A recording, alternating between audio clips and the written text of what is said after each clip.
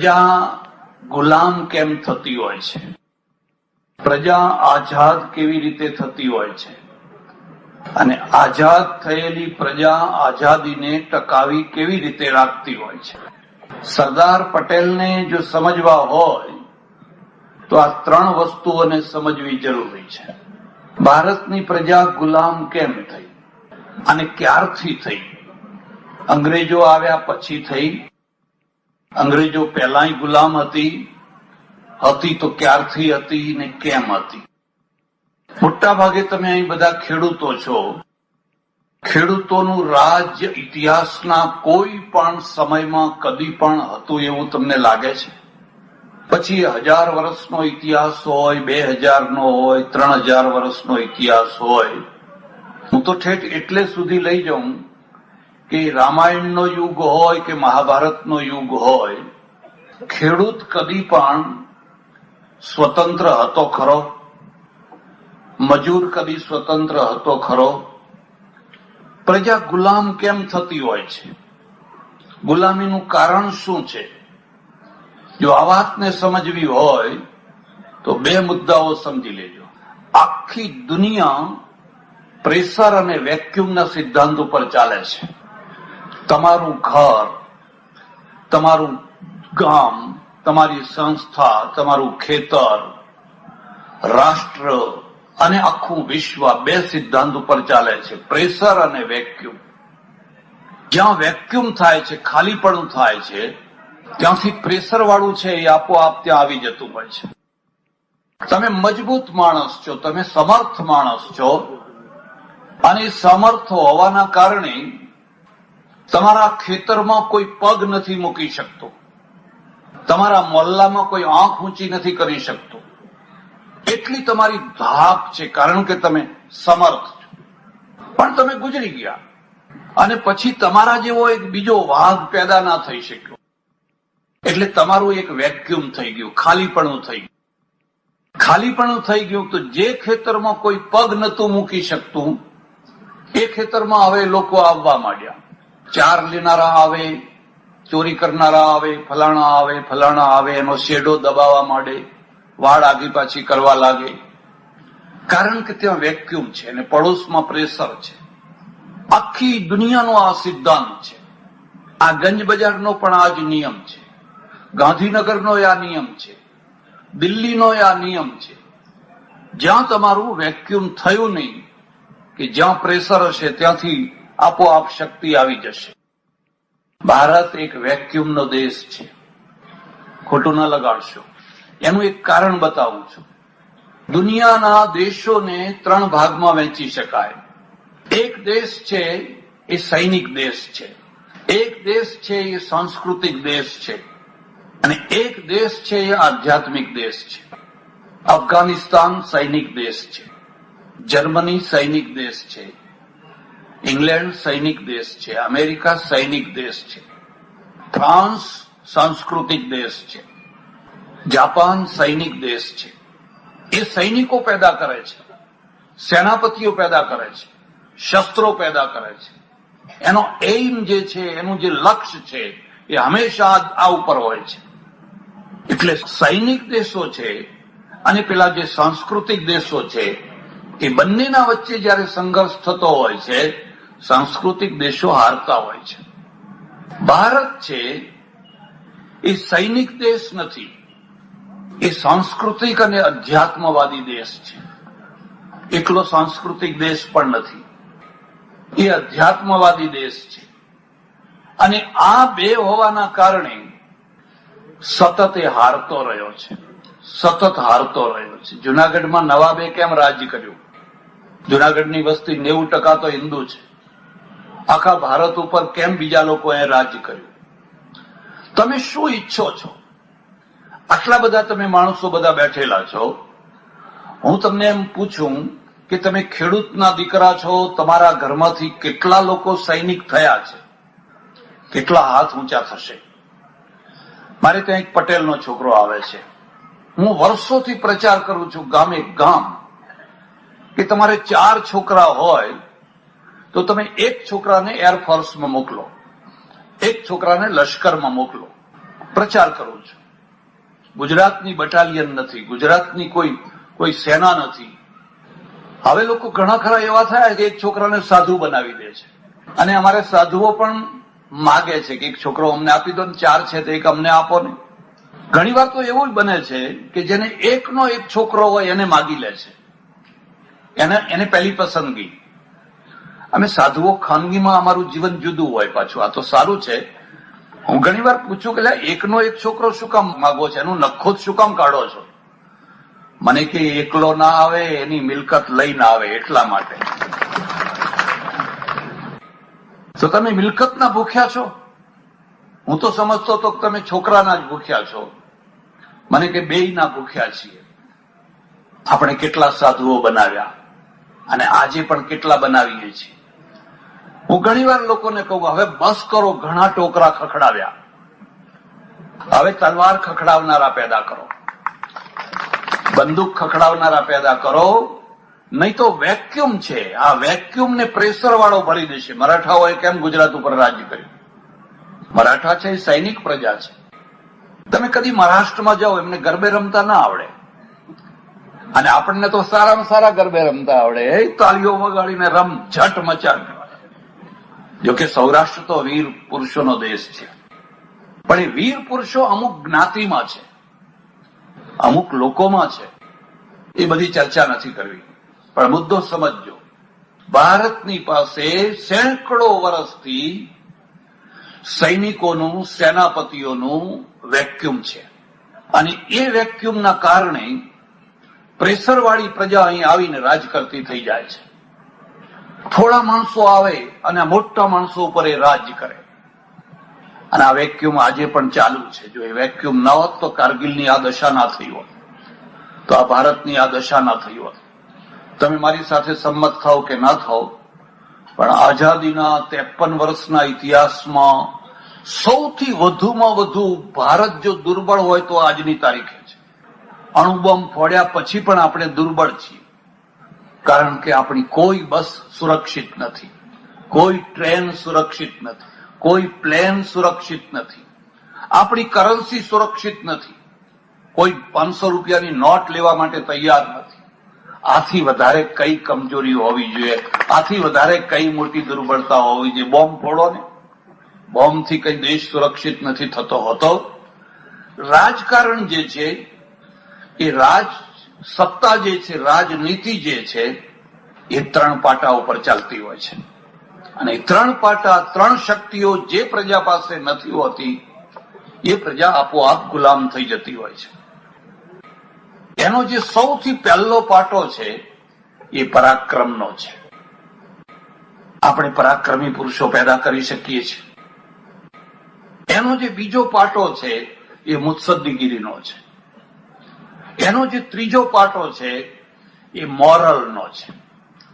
આ 3 હોય તો તમારા દેશની કોઈ કાંકરી તોડી નહીં શકે. પણ આ જો 3 માંથી એકે નહીં હોય તો તમે ફરીને ગુલામ થશો. તમે આઝાદીને સાચવી નહીં શકો. ફરીને પ્રજા પરાક્રમી હોવી જોઈએ. મારે પહેલા ઇજિપ્ત જવાનું થયું, અને ઇજિપ્ત પછી ઇઝરાયલ જવાનું થયું, અને ઇઝરાયલમાં 7 દિવસ રહીને પાછું ઇજિપ્ત આવવાનું થયું. આખી દુનિયામાં રખડવાનું થયું છે, અને મને એમાંથી ઘણું જ્ઞાન મળ્યું છે. ઘણું જ્ઞાન. હું તમને વાત કરું તો તમને નવાઈ લાગે. ભારતના જેવી ભૂંડી દશા, ભારત કરતા પણ વધારે ભૂંડી દશા દક્ષિણ અમેરિકાની થઈ. દક્ષિણ અમેરિકાનો Peru, Guatemala, Argentina, Uruguay, Brazil આ દેશોમાં ફરવાનું થયું, અને મેં જોયું કે કેટલી ભવ્ય સંસ્કૃતિ આપણે તો દુનિયા જોઈ નથી. તમે ગ્વાટેમાલામાં જઈને જુઓ તો તિકાલ કરીને એક જગ્યા છે. એ તિકાલવાળી જગ્યામાં એટલા આલિશાન ઊંચા મંદિરો નીકળ્યા છે, 200-250 ઊંચા શિખરો વાળા, બધા ડટાઈ ગયેલા. માયા લોકો રાજ કરતા હતા, માયાવંશી. મારો જે ગાઈડ છે એ પ્રોફેસર છે ને બહુ વિદ્વાન છે, અને હું એને ઘણું પૂછું છું ને મને ઘણા જવાબ આપે છે. એ સ્પેનિશ છે, એટલે એને લેડિનો કે છે, લેટિનો કે છે. બાપ સ્પેનિશ હોય ને માં ઇન્ડિયન હોય. પગથિયા ઉતરી રહ્યા છીએ, અમે મોટા મોટા સ્તૂપો જોઈએ છીએ. ત્યાં ગણેશના ચિત્રો છે, ગણેશની મૂર્તિઓ છે, પણ એમના ગણેશ પેટ વિનાના છે, કારણ કે લાડવા નથી ખાતા ને આપણા ગણેશ લાડવા ખાય છે. અને લાડવા ખાવાનો રિવાજ રાજકોટ વાળાએ ચાલુ રાખ્યો છે. ખબર નહીં જુનાગઢ વાળા ચાલુ રાખવા માંગે છે કેમ. એને એક જીનેશા કહે છે, ગણેશને જીનેશા, સૂંઢ છે, બધું છે. સૂર્યના સ્ટેચ્યુ છે. આપણને એમ લાગે કે જાણે ભારતમાં જ આવ્યા હોય. પ્યોર મેક્સિકન પ્રજાને જુઓ એટલે બિલકુલ ઇન્ડિયન જોઈ લો. અમારા સાથે ઘણી વાર ત્યાંની પ્રજા આવીને મેક્સિકન ભાષામાં વાત કરવા લાગે એટલે અમે કહીએ ભાઈ અમે ઇન્ડિયન છીએ. અને ચહેરામાં કશો ફરક નહીં. મરચાં ખાય, પરોઠા ખાય, ખીર ખાય, આપણા જેવું જ બધું ખાય. અને રહી મને એમ થાય કે કયો એવો ભાગ હતો, કયો એવો પ્રસંગ હતો કે આ બધી પ્રજા એક હતી. અને પછી મને ખ્યાલ આવે છે કે મહાભારતમાં જયારે યુધિષ્ઠિરને એક ભવ્ય ભવન બનાવવાનું હતું ત્યારે એમણે મય દાનવને બોલાવેલો. ને પેલા પ્રોફેસરને મેં કહ્યું કે અમારે ત્યાં અમારો એક બહુ મોટો રાજા યુધિષ્ઠિર થયો, એનો જે પ્રાસાદ બનાવવાનો થયેલો ત્યારે તમારા દેશના આર્કિટેક્ટને બોલાવેલો. એનું નામ મય દાનવ હોય. મયનું એ લોકો માયા બોલે, માયા કલ્ચર બોલે. એઝટેક કલ્ચર છે, ઇન્કા છે, પેરુમાં ઇન્કા છે. અને પેરુમાં ઇન્કામાં માચુ પિચુ કરીને એક જગ્યા છે, ત્યાં બધા જૂના બધા જોયા, ખંડેર જોવા જઈએ અને એમ લાગે કે આ કેટલો બધો પ્રાચીન દેશ છે. પણ એ દેશ જોતામાં ગુલામ થઈ ગયો. એટલું સોનું, એટલું સોનું, એટલું સોનું, એટલું બધું સોનું, સોનું જ સોનું. પછી સોનાએ એને ગુલામ બનાવ્યો. સ્પેન છે, બહુ લાંબી વાત છે, તમારો ટાઈમ લાવું તો વાંધો નથી. તમને ખબર નહીં હોય 14મી 15મી શતાબ્દીમાં યુરોપમાં એક ઝઘડો થયો અને એ ઝઘડાનું સમાધાન પોપે કર્યું. ઝઘડો એ હતો કે આ દુનિયાની આખી પ્રજા ઉપર યુરોપનો કયો દેશ રાજ કરે. પોપે એનું સમાધાન કર્યું કે આ દક્ષિણ યુરોપના જે દેશો છે એ આફ્રિકા, અમેરિકા તરફ જાય અને ઉત્તર યુરોપના દેશો છે એ પૂર્વમાં જાય, પેલા પશ્ચિમમાં જાય. આ તરફ વાસ્કોડી ગામા અને પેલી તરફ કોલંબસ ગયો. અને કોલંબસના પગલે પગલે પછી સ્પેનિશો ગયા. અને સ્પેનિશોનો સૌથી મોટામાં મોટો જે સેનાપતિ, રાજા નહીં સેનાપતિ, એનું નામ ફ્રાન્સિસ્કો પિઝારો. અને ફ્રાન્સિસ્કો પિઝારો જયારે ક્યુબા, વેસ્ટ ઇન્ડિઝના ટાપુઓ છે ક્યુબાને, એટલે ત્યાં પહોંચ્યો, એને સૌથી પહેલું કામ એ કર્યું કે જેટલા નાવડા હતા પોતાની સાથે બધા બાળી નાખ્યા કે આ બધા સૈનિકો હવે પાછા જવાનું નામ લે. જો આ નાવ હશે તો લોકો પાછા જવાનું નામ લેશે. એટલે બધા નાવડા બાળી નાખ્યા અને સૈનિકોને કહ્યું કે કાં તો મરો કાં તો જીતો. અને ફ્રાન્સિસ્કો પિઝારોએ જે ત્યાંના જે ઇન્ડિયનો છે, ઇન્ડિયનો ઉપર જે જુલમ કર્યા છે, અહીં મોહમ્મદ ગજનીએ કે બીજા કોઈએ તો એવા જુલમ કર્યા જ નથી. તમે કલ્પના ના કરી શકો એવી રીતે એમણે જુલમ કરી.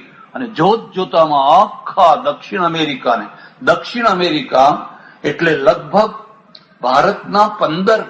ભારત જેવા 15 ભાગ થઈ શકે, 15 ભારત થઈ શકે એટલો મોટો આખો ભાગ એને કવર કરી લીધો સ્પેનિશોએ.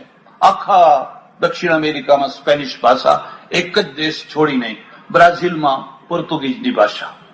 માણસને પકડે ઇન્ડિયનોને, એટલે ત્યાંના માણસોને ઇન્ડિયનો કહેવાતા, રેડ ઇન્ડિયનો. એના મુખીને બોલાવે, પછી કે ધર્મ સ્વીકાર કરવો છે કે નહીં, એ ના પાડે. એ સૂર્યનો પૂજક હોય, ગણેશનો પૂજક હોય, કોઈ દેવનો દેવીનો પૂજક હોય, બધાના વચ્ચે એક લાંબુ દોરડું લાવીને એના ગળામાં દૂર દૂરથી એને વળ ચડાવવા માંડે. ધીરે ધીરે ટોળું બધું જોતું હોય ને પછી એ વળ ચડતો જાય, એનું ગળું કસાતું જાય, એ તરફડતો જાય. 2 કલાક સુધી એને ધીરે ધીરે ધીરે ધીરે રીબાવીને મારે. પછી બીજાને પકડે, પછી ત્રીજાને પકડે. બાકીનું ટોળું આપોઆપ કહે કે ના, અમે હવે તમારા ધર્મમાં આવવા તૈયાર છીએ, અમે તમારા ધર્મમાં આવવા તૈયાર છીએ. આ રીતે આખા દક્ષિણ અમેરિકા ઉપર એને કબજો કરી લીધો. કારણ શું? એમની પાસે પુષ્કળ સોનું હતું. જયારે એ લોકો ઘોડા લઈને પહોંચ્યા એક રાજાના દરબારમાં, તો સોનું જોઈને આશ્ચર્યચકિત થઈ ગયા. રાજા એટલો ભોળો ને સીધો, એને સમજ્યું કોઈ મહેમાન આવ્યા છે, કોઈ સારા માણસો આવ્યા છે, મહેમાન આવ્યા છે, અને આ મહેમાનોએ રાત્રે બધાને મારીને આખું રાજ કબજે કરી લીધું. ભારતની આ દશા હતી. ભારતની પાસે મબલખ સોનું હતું, ચાંદી હતી, કલ્ચર હતું, સંસ્કૃતિ હતી, અધ્યાત્મ હતું, જ્ઞાન હતું, બધું હતું. તલવાર નથી, જોઈએ એવી તલવાર નથી. કારણ કે આ સેનાપતિઓનો દેશ નહીં. કેટલા આપણે નેપોલિયન પેદા કર્યા, કેટલા સિકંદર પેદા કર્યા. મેં એક સજ્જનને કહ્યું, અહીંથી બહાર ખૈબર અને બોલનની પેલી તરફ કેટલા લોકો ગયા. મને કે આવું કેમ બોલો છો? મેં કહ્યું કેમ? કે બહાર જવાની જરૂર શું, આપણે આપણા દેશમાં રાજી. મેં કહ્યું તો આક્રમણ વિના કોઈ દિવસ રક્ષણ ના થાય. આક્રમણ વિના કદી રક્ષણ થાય જ નહીં. તમે લાખ પ્રયત્ન કરો ને ખસતા જાઓ, ખસતા જાઓ, ખસતા જાઓ. અમેરિકાની ધરતી ઉપર એક યુદ્ધ નથી થયું.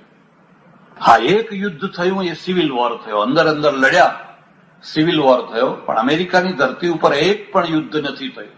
અને ન થવાનું કારણ એ છે કે જ્યાંથી આક્રમણની શક્યતા હોય ત્યાં પહેલું આક્રમણ કરી. વિયેતનામમાં આવવાની શું જરૂર? જાપાનમાં એને શું, જાપાનને શું લેવા દેવા હતી? જર્મની સાથે એની કોઈ લડાઈ નથી. તમે તમારા દૂરના દુશ્મનને પહેલો પરાજય કરો તો તમે સુરક્ષિત રહી શકો. તમે એમ સમજો કે અમારા કિલ્લા સુધી આવે, પછી દરવાજા બંધ કરી અને પછી બધા કસુંબો કરીએ, પછી કેસરિયા કરીએ તો મરવાના છે. એ રીતે યુદ્ધ ના થઈ શકે. ઇઝરાયલની ધરતી ઉપર યુદ્ધ નથી થતું. ઇઝરાયલના ઇતિહાસમાં હમણાંનો થોડો ઇતિહાસ છે, જ્યારે પણ યુદ્ધ થયું, આરબોની ધરતી ઉપર યુદ્ધ થયું. જો ઇઝરાયલ રાહ જોઈને બેસી રહે કે એ કંઈક કરે પછી આપણે કરીએ તો ઇઝરાયલ ક્યારનું ખતમ થઈ ગયું હોત. ઇઝરાયલ તો એક જિલ્લા જેટલું છે, ક્યારનું ખતમ થઈ ગયું હોત. પણ એને એમ લાગે કે પેલા હવે ઊંચા નીચા થવા માંડ્યા છે, તો ઊંચા નીચા થાય ને ઉભા થાય એના પહેલા જ એમને દબોચી. હવે સેનાપતિની વૃત્તિ જ ક્યાં છે? અને વૃત્તિ ના હોય તો તમે જે રાષ્ટ્રીય જે રક્ષાનું પરિમાણ લાવવું જોઈએ એ ના લાવી શકો. અહીંયા જે કોઈ કોમો આવી, શકો આવ્યા, ગ્રીકો આવ્યા, સિથિયનો આવ્યા, મલ્લવો આવ્યા, ફલાણા આવ્યા, બહુ સારી રીતે રાજ કરતા રહ્યા, બહુ સારી રીતે. તમને ખબર છે આ જુનાગઢ છે, એ જુનાગઢ તો નાલંદાનો સૂબો હતો. નાલંદા એટલે જે બિહારમાં રાજ કરનારો જે મૌર્ય વંશ છે, મૌર્ય વંશનો સૂબો અહીંયા રાજ કરતો હતો. કયા દિવસે? પછી એ શિલાદિત્ય હોય કે ફલાણાદિત્ય હોય કે ફલાણાદિત્ય હોય, એ રાજ્ય નબળું પડે એટલે અહીંનો સૂબો છે એ રાજા થઈ જાય. એટલે એક મુદ્દો યાદ રાખજો, તમારે જો આઝાદી જોઈએ છે તો સૈનિકો પેદા કરો. તમારે જો આઝાદી જોઈએ છે તો તમારા મસ્તિષ્કમાં સેનાપતિ થવાની વૃત્તિ જાગવી જોઈએ. તમારે જો આઝાદી જોઈએ છે તો તમે ચાણક્ય જેવા મુત્સદ્દી પેદા કરો. તમારે આશ્રમમાં ઘણી વાર એક છોકરો પટેલનો આવે છે, એટલો સરસ પહેલવાન જેવો લશ્કરમાં છે, અને ખબર નહીં ક્યાંથી એને મારા પુસ્તકો હાથમાં આવી ગયા, ખુશ થઈ ગયો કે આવે રજામાં આવે ત્યારે જરૂર આવે. હું એના બધા સમાચાર પૂછું. મેં કહું કેમ છે? મને કે બધું સારું છે પણ કોઈ કન્યા નથી આપતું. આટલો દેખાવડો, આટલો મજબૂત છોકરો, આટલો સારો પગાર મળે છે અને એને કન્યા કોઈ કેમ નથી આપતું? મને કે બધા એમ કે છે કે બધું તો ખરું પણ તો એમ કે લશ્કરમાં ને ક્યારે મરી જાય એ ઠેકાણું નહીં. આપણી છોકરી વિધવા થાય તો પેલા ગુરખાની વિધવા થાય એનો વાંધો નહીં, શીખની વિધવા થાય એનો વાંધો નહીં, કોઈ મરાઠાની છોકરી વિધવા થાય, કોઈ રાજપૂતની છોકરી વિધવા થાય એનો વાંધો નહીં. અને તમારી છોકરી છે ને યાવત ચંદ્ર દીવા કરો, ચૂડીઓ ફેરવા કરે એમ ને, અને પછી તમે એમ સમજો કે અમારી સત્તા ચાલે, અમારી. અરે જે મરણિયા હોય એમનું રાજ્ય ચાલે, જે મરવા તૈયાર ન હોય એમનું રાજ્ય ના ચાલે. આ પાળિયા કાઠિયાવાડમાં એ મરણિયા લોકોના પાળિયા છે. ગામે ગામ જે પાળિયા છે એ મીંઢળ બંદા જે વરરાજાઓ હતા, જે ચોરીમાંથી ઉભા થઈને તલવાર કે ભાલો લઈને જે ગામને આબરૂ માટે જે ધીંગાણે ગયા હતા એમના પાળિયા છે. અને જેમને એમની ઘરવાળીએ ખેંચી લીધા, આ બાબલાના સોગંદ જો જવ તો તમે જો તમે જાઓ તો, અને પેલો કે હા તારું માન રાખવું છે, એને માન રાખવું જ તું. એ ટેક્સેબલ પ્રજા થાય, એ રાજ કરનારી પ્રજા ના થાય, એ ટેક્સેબલ પ્રજા થાય. જે માથા મૂકે એ માલ ખાય. એટલે પહેલી વાત તો આ છે. તમને ખબર હોય કે ન હોય, 1947 સુધીના જે રજવાડા છે એ રજવાડાઓના સૈનિક ઇતિહાસ તપાસશો તો ખબર પડશે. એમના ત્યાં લશ્કરમાં આરબોની સેના છે, બલુચોની સેના છે, પઠાણોની સેના છે, ગોરખાઓની સેના છે. અહીં જુનાગઢમાં, જામનગરમાં, વડોદરામાં મરાઠા રાજ્ય, પણ એનો જે સરસેનાપતિ હતો એ દૌલત ખાન, એ મુસ્લિમ હતો. કેમ? અને લોકો એને ડબલ પગાર આપે, પાછા એને પગાર ડબલ આપે, અને એમ કે અમારી પાસે આરબ સેના છે. એટલે પેલા લોકોના છક્કા છૂટી જાય.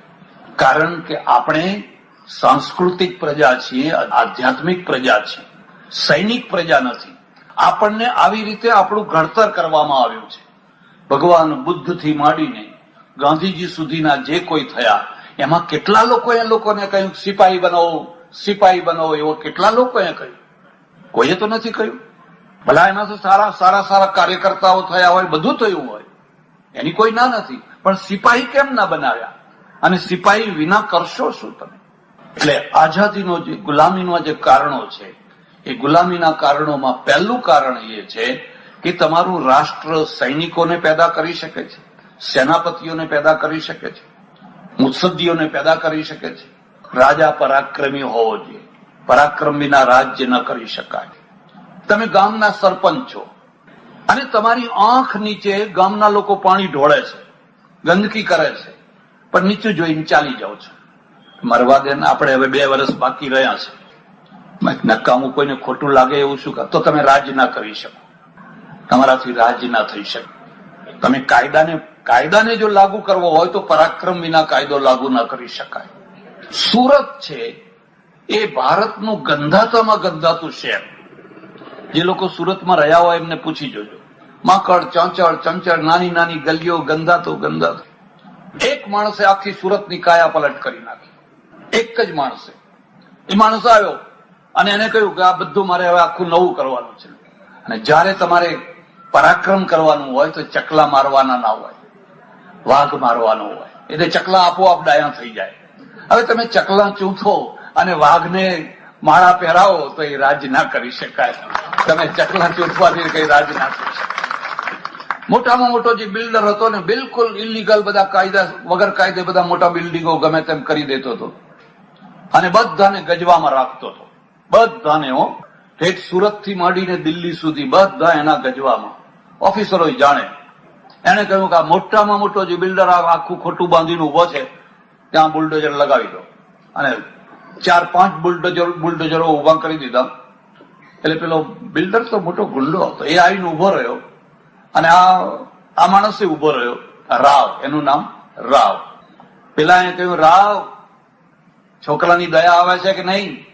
રિવોલ્વર કાઢી, તારું મળદો અહીંથી હાથમાં નહીં આવે, લઈ લે આ બુલડોઝર ને. ચેલેન્જ ન સ્વીકારે એને કદી રાજકારણમાં પડવું નહીં, ભગત થઈ જવું. ભગત થવું સારું. અમારે ભક્તોને કોઈ ચેલેન્જ જ ના હોય. રામાય સ્વસ્તિ, રાવણાય સ્વસ્તિ, બધાનું સ્વસ્તિ. બાપા રોટલા આપો એટલે બસ થઈ ગયા. પણ તમે જયારે કોઈ રાજકારણમાં પડો છો અને ચેલેન્જ નથી સ્વીકારી શકતા, તો તમે રાજકારણમાં પડવાનો કોઈ અર્થ જ નથી. જો એ ચેલેન્જ ના સ્વીકારી શક્યા હોત તો વલ્લભભાઈ ના થઈ શક્યા હોત. વલ્લભભાઈ ના થઈ શક્યા. એને તો એક પછી એક ચેલેન્જો સ્વીકાર કરી. જયારે એ અમદાવાદના મેયર બન્યા એ જમાનામાં, અને 2 રોડ આજે જે રિલીફ રીચી એવા કઈ રોડ કહે છે, એટલા બધા સાંકડા અને એવું બધું દબાણ ને એ ને તે ને બધું, એમણે કહ્યું કે આ રોડ પોળા કરો, એટલે 2 તરફના મકાનો તોડી નાખો. કોઈએ કહ્યું કે ના હો, અડશો ની, અહીં બધી મધમાખીઓ રહે છે, આમાં મધપુડામાં હાથ નાખવા જેવો નથી. ખબર છે? એ 2 જગ્યાએ બધા જે સુલતાનોના વંશજો આજે પણ કોણ છે? બધા જે લોકો અહીં રાજ્ય કર્યા વર્ષો સુધી, હવે બેકાર છે. કોઈ એમને નોકરી આપતું નથી, નોકરી કરી નથી શકતા, એટલે પછી ગુંડાગીરી કરે છે. આ માખીઓનો ઇલાકો છે ને, અહીંયા તમે અડશો નહીં. વલ્લભભાઈએ કહ્યું કે આજ રાત્રે જ આ કરવું જોઈએ. અને આખી રાતમાં એમણે આખો રોડ સાફ કરી નાખ્યો. આ ચેલેન્જ છે. જો વલ્લભભાઈ પાછા પડી ગયા હોત, જવા દો ને, આપણે કરવું તો છે, પણ એકાદ ચકલું ખોડી કાઢો જ્યાં કોઈ ચેચે કરે, કોઈ હોય ને એવી જગ્યાએ, તો વલ્લભભાઈ ના થઈ શક્યા હોત. પેલા રાવ છે ને, એને વાઘની માફક કૂદકો મારીને પેલાનો કોલર પકડીને પોતાની પિસ્તોલથી એના મગજ લગાવી દીધું. તું તો મને પછી મારીશ, પણ બોલ, હું ઘોડો દબાવું એટલી વાર છે. હું તમને એક ખાસ વાત કહું છું, અને મારી વાત ઉપર તમને વિશ્વાસ હોય તો તમે કદી પણ કાયદેસરના હથિયાર વિનાના રહેશો નહીં.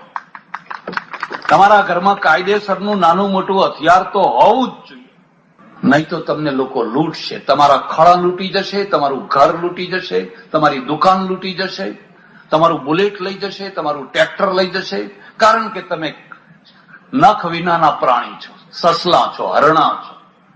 અને પેલો ઢીલો થઈ ગયો. એક નિયમ છે, પાપ હંમેશા કાયર હોય, અને નીચું ઘાલીને ચાલતો થયો, તોડી નાખો બિલ્ડિંગ તોડી નાખ્યો. આખું સુરત તમે જુઓ તો પેરિસ જેવું બનાવી દીધું, કારણ કે ચેલેન્જને સ્વીકારી શકે. તમારા પાસે પરાક્રમ હોવું જોઈએ. શિવાજી મહારાજની પાસે પરાક્રમ હતું, રાણા પ્રતાપની પાસે પરાક્રમ હતું, પણ મુત્સદ્દીગીરી નથી. શિવાજીની પાસે મુત્સદ્દીગીરી હતી, પણ પરાક્રમ હતું. એટલે જેવો પરાક્રમી પુરુષો પેદા કરીએ, અને એનો ઢગલો હોય, અરે રે નહેરુ નહીં હોય તો શું થશે, ફલાણા નહીં હોય તો શું થશે. અમેરિકાની પ્રજા તો કદી એવું નથી બોલતી કે આઇઝનહોવર નહીં હોય તો શું થશે, ફલાણા નહીં હોય તો શું થશે, ફલાણા નહીં હોય. અરે એ તો ઢગલો છે. અને આપણે વીણીને એકાદ માડ હાથમાં આવે છે ને પછી બધા 0,0,0,0,0 છે. પહેલી વાર નેતાની પાસે મુત્સદ્દીગીરી જોઈએ. એકલું પરાક્રમ આંધળો છે. મુત્સદ્દીગીરી વિનાનું પરાક્રમ છે એ આંધળો છે. એટલે રાજા પરાક્રમી હોય, મંત્રી મુત્સદ્દી હોય. ચંદ્રગુપ્ત પરાક્રમી છે, ચાણક્ય મુત્સદ્દીગીરી. ચાણક્ય તલવાર લઈને લડવા નથી જતો, પણ એના કાર્યાલયમાં બેઠો બેઠો એ વ્યૂહ બનાવે છે, એ બુદ્ધિ આપે છે કે આમ કર, આમ કર, આમ કર, આમ કર, આમ કર. હું તમને રાણા પ્રતાપનો દાખલો આપું કે મુત્સદ્દીગીરી એનામાં નથી. અકબરની સાથે એને વિરોધ કર્યો, આખું રાજસ્થાન ઝૂકી ગયું. કોઈએ બહેન આપી, કોઈએ દીકરી આપી, કોઈએ કંઈ કર્યું, કોઈએ કંઈ કર્યું. સમજ્યા લોકો કે હવે આના સાથે પહોંચી વળાય એવું નથી, અને આપણે આપણું રાજ્ય સાચવવું છે. એક દીકરી ઓછી હતી, એક બહેન ઓછી હતી. અકબરના દરબારમાં, એના હર્મમાં કેટલી દીકરીઓ આવી. આ એક માણસ અણનમ રહ્યો, હું નહીં આપું, મારી દીકરી કે મારી બહેન એ હર્મમાં નહીં જાય. અને એમાં વિરોધ થયો. એક ખરી ને એક ખરો, બહાદુર ખરો, મુત્સદ્દીગીરી નહીં. પેલા સરદારનો દીકરો યુદ્ધ કરીને આવતો હતો, અને એને ચિત્તોડમાં મુકામ કર્યો. રાણાને સમજાવું, મુકામ તો કર્યો, પણ રાણા પ્રતાપ એની સાથે જમવા ના બેઠો. મહેમાનની સાથે જમવા બેસવું જોઈએ, એ જમવા ના બેઠો. એને પૂછ્યું કે રાણા પ્રતાપ ક્યાં છે, કેમ એ મારી સાથે જમવા નથી બેઠા? કહ્યું કે એમનું માથું દુખે છે, જરા તબિયત સારી નથી એટલે એ નથી આવ્યા. એટલે કોઈએ કહ્યું, એને કહ્યું કશો વાંધો નહીં, હું દિલ્હી જઈને દવા મોકલું છું. જો આ મુત્સદ્દીગીરીનો અભાવ. અને દિલ્હીથી લશ્કર આવ્યું ને, રાણા પ્રતાપને ચિત્તોડ છોડીને જંગલમાં ભાગવું પડ્યું. શિવાજીની મુત્સદ્દી બતાવો. શિવાજીને પકડવા માટે બીજાપુરના નવાબે ઇનામ ઘોષિત કર્યું, અને એ ઇનામ લેવા માટે કોઈ તૈયાર ના થયું. એક માણસ તૈયાર થયો, અફઝલ ખાન. એની 63 બેગમો હતી, 63 બેગમો મારી નાખી. કદાચ હું જીવતો ના આવું, ના બીજાની થઈ જાય તો અમારી ઈચ્છા હોય તો જજો, ત્યાંનો ટેકરો છે. 1 લાખનું લશ્કર લઈને નીકળ્યા. એમાં 50,000 હિન્દુ સૈનિકો હતા, માવડા મરાઠા સૈનિક. એને પહેલું કામ તુળજા ભવાનીનું મંદિર તોડ્યું. તમે બી આ વાતને યાદ રાખજો. તુળજા ભવાનીનું મંદિર જયારે તોડ્યું ત્યારે 50,000 માવડા સૈનિકો એની પાસે. કેમ તોડ્યું? આ લોકો કેમ ચૂપ રહ્યા? એવું કહેવાય છે કે મોહમ્મદ ગજની જયારે સોમનાથને તોડવા આવ્યો ત્યારે 2 મોટા સેનાપતિઓ હિન્દુ હતા, તિલક અને એક બીજું નામ હતું. કોઈ વાર તો વિચાર કરો. પછી શિવાજી એક કિલ્લામાં ભરાઈ ગયેલા, અને શિવાજીને સમજાવવા માટે પાંજરું લઈને ગયેલો હોય તો જીવતો લાવવા માટે જેમ ઉંદરને પૂરીને લાવે એમ પાંજરું લઈને ગયેલો. એમાં 250 તો મોટા બ્રાહ્મણો હતા, ચિત્તપાવન બ્રાહ્મણો, મોટા ઓફિસરો. આખું રાજ તો બ્રાહ્મણોથી ચાલતું હતું. રાજા નવા, દિવાન બધા બ્રાહ્મણો. એમાંનો એક મોટો બ્રાહ્મણ એને સમજાવવા માટે મોકલ્યો. શિવાજી એને બહુ સરસ ઉતારો આપ્યો, ખૂબ ખાવાનું પીવાનું રહેવાનું ફલાણું બધું આપ્યું. અને રાત્રે એકલા શિવાજી એના રૂમમાં ગયા, દૂરથી, કોઈને ખબર ન પડે. સાંકળ ખકડાવીને ઉગાડ્યું. આખી રાત બેસીને વેષ્ટી કરી અને એને કહ્યું, જો હું મારા માટે નથી લડતો, હું તારી જનોઈ માટે લડું છું. બોલ, તારે તારી જનોઈ સાબુત રાખવી છે. તુળજા ભવાનીનું મંદિર તોડ્યું, તને શરમ નથી આવતી? એનો આખું મગજ બદલી નાખ્યું. આ મુત્સદ્દીકી. તો હવે હું શું કરું? તો એક કામ કર કે એ જે મને પકડવા માટે આવ્યો છે એને અહીંયા લઈ આવો અને અમે બે એકાંતમાં મળી અને પછી ચર્ચા કરીએ. પછી ભલે મને પકડીને લઈ જતો હોય. હા, બરાબર છે. એને જઈને પેલાને સમજાવ્યો, અફઝલ ખાનને, અરે એ તો ઉંદર થથવે છે તમારા નામથી. તમારું કદાવર શરીર ક્યાં ને એ નાનો ઠીંગણો માણસ ક્યાં? તમારા નામથી ધ્રુજી ઉઠ્યો છે. એ તો કહે છે ગમે એમ કરીને મારી લાજ રાખો ને. એટલે આપણે એમ કરીએ, એ લશ્કર લઈને ત્યાં જઈએ અને પેલા ટીંબા ઉપર તમે બે મળો ને વાત કરો. બધું ગોઠવી દીધું. ઇતિહાસ વાંચજો. શિવાજીએ મુંડન કરાવ્યું, જીજાબાઈને પગે લાગ્યા, માથા ઉપર ચકરી બાંધી, ઉપર ફેંટો બાંધ્યો અને બધી આખી ગોઠવણી પૂરી કરી દીધી. પેલાના પાસે 1 લાખનું લશ્કર છે અને શિવાજીની પાસે 3000 માણસો છે. માત્ર 3000 છે. કહ્યું, જો હું પાછો આવું તો બરાબર, નહીં તો તમે બધું રાજ સંભાળજો, આમ વ્યવસ્થા કરજો. અને 2 માણસ પેલાના અને 2 માણસાના નિયમ પ્રમાણે ગયા. તમે બધી વાત જાણો છો. અફઝલ ખાનને તો એમ જ હતું કે આ ઉંદરને હું પકડીને પાંજરામાં પૂરી દઈશ. અને જ્યાં નજીક ગયા અને 2 ભેટ્યા એટલે પેલા પકડી લીધો પાંજરામાં પૂરવા માટે. પણ આ કોઈ ભોટ માણસ નતો. અમને દગો દીધો. અલ્યા, રાજકારણમાં તો દગો જ હોય ને. રાજકારણ કઈ બધા સંતોની મંડળી થોડી છે કે ત્યાં બધા વચનનું આપવા આવે. એ તો દગો દેવાનું જ કેન્દ્ર છે ને. જેને વધારે દગો દેતા આવડે એ સારો મુત્સદ્દી કહેવાય. શિવાજીને ખબર જ હતી કે આ કંઈક કરશે. વાઘ નખ લઈને ગયેલા ને આંતરડા ફાટ દઈને આખા આંતરડા ચીરી દીધા. એના માણસે તલવારનો ફટકો માર્યો તો આના માણસે માર્યો, ઉપર તરત જ તોપ ફોડી.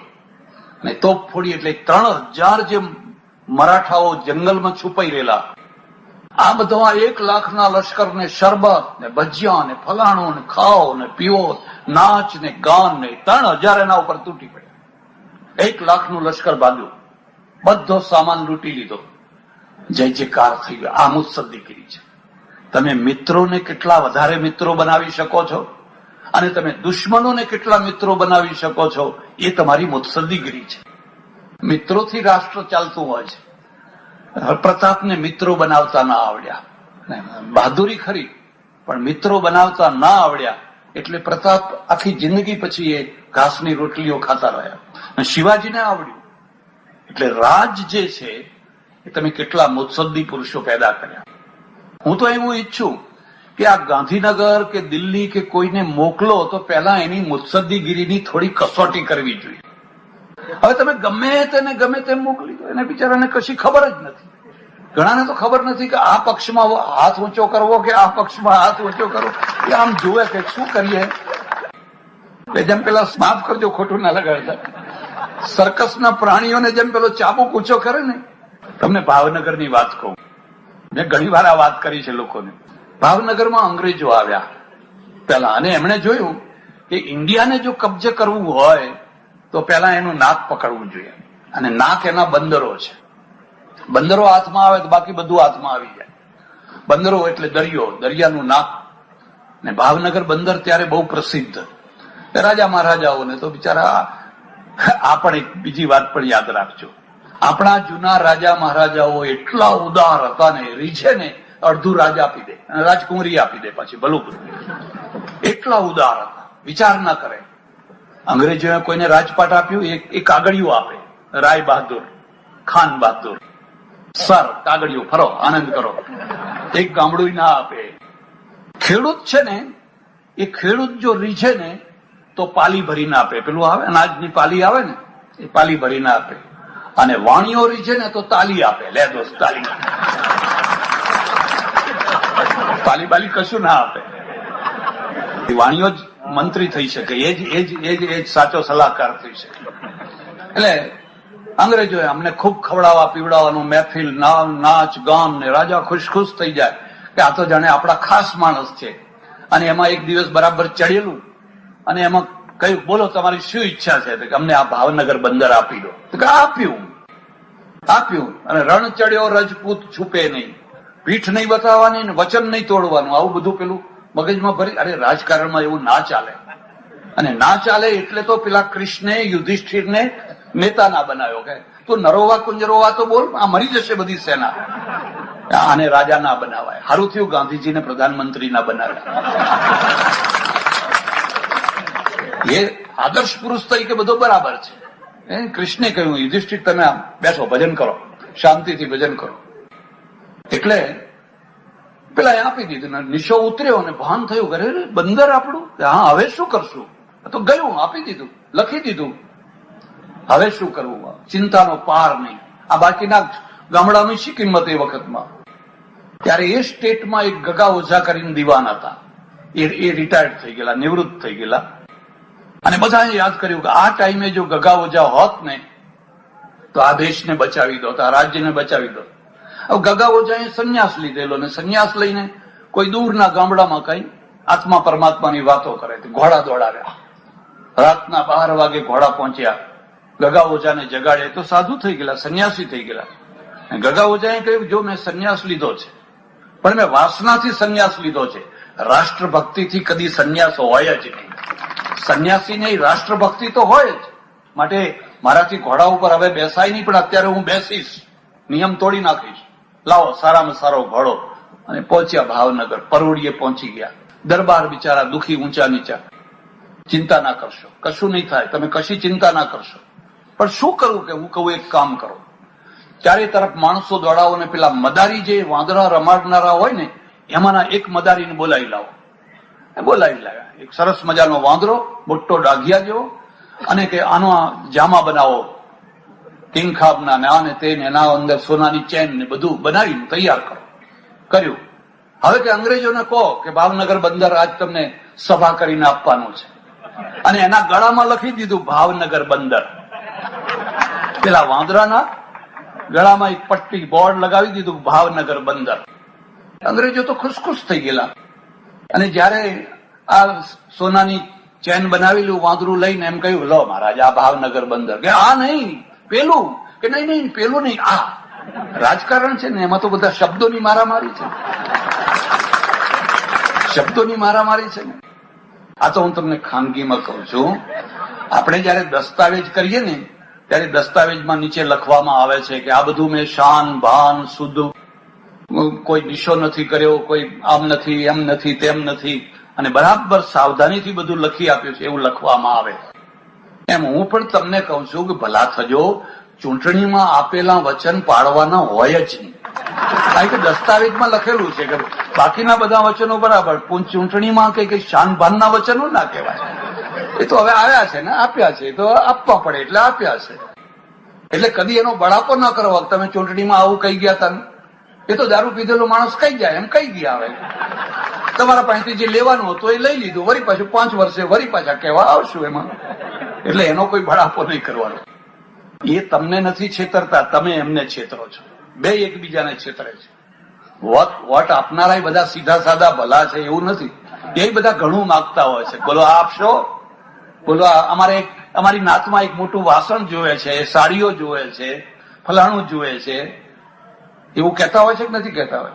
અમારે આ ફલાણું જોઈએ છે. પણ હવે એ જાણે છે કે આપી શકાય એવું નથી, પણ આપવા દો ને. અત્યારે આપણા દસ્તાવેજમાં લખી દીધું છે કે શાન ભાન સાથે નથી આપતા, એટલે એનો કદી બળાપો ન કરો. આખું ભાવનગર સ્ટેટ એક માણસે બચાવી લીધું, કારણ કે મુત્સદ્દી હતો. મુત્સદ્દી વિના રાષ્ટ્ર ના થઈ શકે.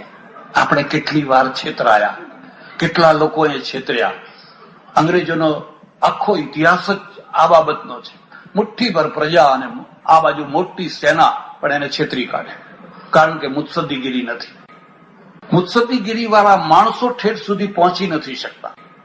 વ્યવસ્થા એવી છે કે આજે સરદાર પટેલ અમારે ચડોતરમાંથી ઉભા થાય, હારી જાય. એચ.એમ. પટેલ હારી ગયા હતા, અને ગાંધીજી જો પોરબંદરમાંથી ઉભા થાય તો એમની જમાનત જ જપ્ત થઈ જાય, એડવાન્સ જ જપ્ત થઈ જાય. વાતાવરણ જ એવું છે. રાષ્ટ્ર મોરલથી ચાલતું હોય છે. સરદાર પટેલ ચાણક્યના પછીથી સૌથી વધારેમાં વધારે મુત્સદ્દી પુરુષ હતા, અને એટલા જ પરાક્રમી પુરુષ હતા, અને એટલા જ મોરલ વાળા પુરુષ હતા. જેની પાસે મોરલ ના હોય એ રાજા ના થઈ શકે, એ નેતા ના થઈ શકે. તમે ભિખારી થઈને ભલે ખુરશી નીચેથી ઉતરો, તમારી ખુરશીના લોકો પગ પૂજશે, પણ તમે ઘરમાં કેટલું ભર્યું છે કોઈ થૂંકવા તૈયાર નહીં થાય, કોઈ થૂંકવા તૈયાર નહીં થાય. આપણે મોરલ વાળા માણસો કેટલા પેદા કર્યા. આજે આખા દેશમાં આટલો ભ્રષ્ટાચાર આવ્યો ક્યાંથી? ઓફિસરો કે આ જ ઓફિસરો અંગ્રેજોના સમયમાં હતા. આ ઓફિસરો રાતોરાત નથી બગડી ગયા, એમને બગાડવામાં આવ્યા છે. અને આજે પણ તમે જઈને પૂછી જુઓ કે જે સારો ને સાચો ઓફિસર છે, એક વર્ષમાં 2-3 વાર એની બદલીઓ થાય છે. તમારે નોકરી કરવી છે ને, તમારી સહી અને અમારો હાથ તો બરાબર છે, પણ જો તમારી ઈચ્છા પ્રમાણે તમારે સહી કરવી હોય, ઉપાડીને ફેંકો પણ, ઉપાડીને ફેંકો પણ, ઉપાડીને પણ, કેવી રીતે રાષ્ટ્ર ચાલી શકે? આખા ઇતિહાસમાં જોયું. પણ આપણને આઝાદી મળી, આઝાદીનો ઇતિહાસ છે.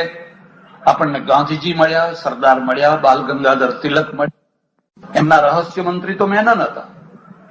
ક્યાં દક્ષિણ કેરાલાનો માણસ, બાકી એને ધાર્યું હોત તો 200-500 પટેલ ભરી દીધા હોત, પણ 200-500 પટેલ ભરે તો રાજ ના થઈ શકે. રાણી ગમે એટલી વાલી હોય, રાણીને હાડી લાવી આપવાની, ઝાંઝરા બનાવી આપવાના, પણ રાણીના ભાઈને દીવાન ના બનાવાય. અને રાણીના ભાઈને જો દીવાન બનાવો ને તો રાજ ખતમ. હવે મુશ્કેલી આ થઈ છે કે બધી રાણીઓ હવના ભાઈઓને લઈને પહોંચી ગઈ છે. મારા ભાઈને દીવાન બનાવો, મારા ભાઈને દીવાન. અરે તારા ભાઈને, ભાઈના ભાઈને, બધાને બનાવો. કરશો શું? કેવી રીતે રાજ કરી શકશો? તમારે રાષ્ટ્ર કરવું હોય તો રત્નોથી રાજ થયું. અકબરે 9 રત્નો ભેગા કર્યા, ઔરંગઝેબ ના કરી શક્યો, કારણ કે ઔરંગઝેબ કોમવાદી હતો. અકબરે ટોડરમલને, બિરબલને, ફલાણાને, હિન્દુ હોય કે મુસ્લિમ હોય, યોગ્ય માણસ હોવો જોઈએ, લાયક માણસ હોવો જોઈએ, લાયક માણસોને ભેગા કર્યા. અકબરે બહુ સારી રીતે રાજ્ય કર્યું. શિવાજી મહારાજનું આખું જે નેવી હતું, નૌસેના, એ બધી મુસ્લિમોને આવતી નથી. એનો જે સુપ્રીમ હતો એ મુસ્લિમ હતો. હજીરામાં એનું મોટું મથક હતું. લક્ષ્મીબાઈ, ઝાંસીની રાણી લક્ષ્મીબાઈનો મોટો તોપચી હતો, એ મુસ્લિમ હતો. જો તમે એમ જોવા જાઓ કે ભાઈ આપણે આપણા નાતના, આપણી કોમના, આપણા ફલાણા, આપણા ઘરના તો રાજ ના થઈ શકે. સયાજીરાવ ગાયકવાડને જોજો, એમના બધા ખાતામાં પણ સારા સારા યોગ્ય માણસો.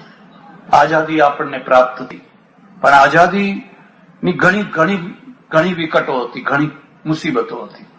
હું એમ માનું છું, મારા સાથે તમે સંમત હોવ કે ન હોવ, પણ આઝાદીમાં જેટલો યશ ગાંધીજીને છે, સરદાર પટેલને છે, કે નહેરુજીને છે, કે બીજા નેતાઓને છે, એટલો જ યશ અંગ્રેજોને પણ છે. એટલો જ યશ અંગ્રેજોને પણ છે.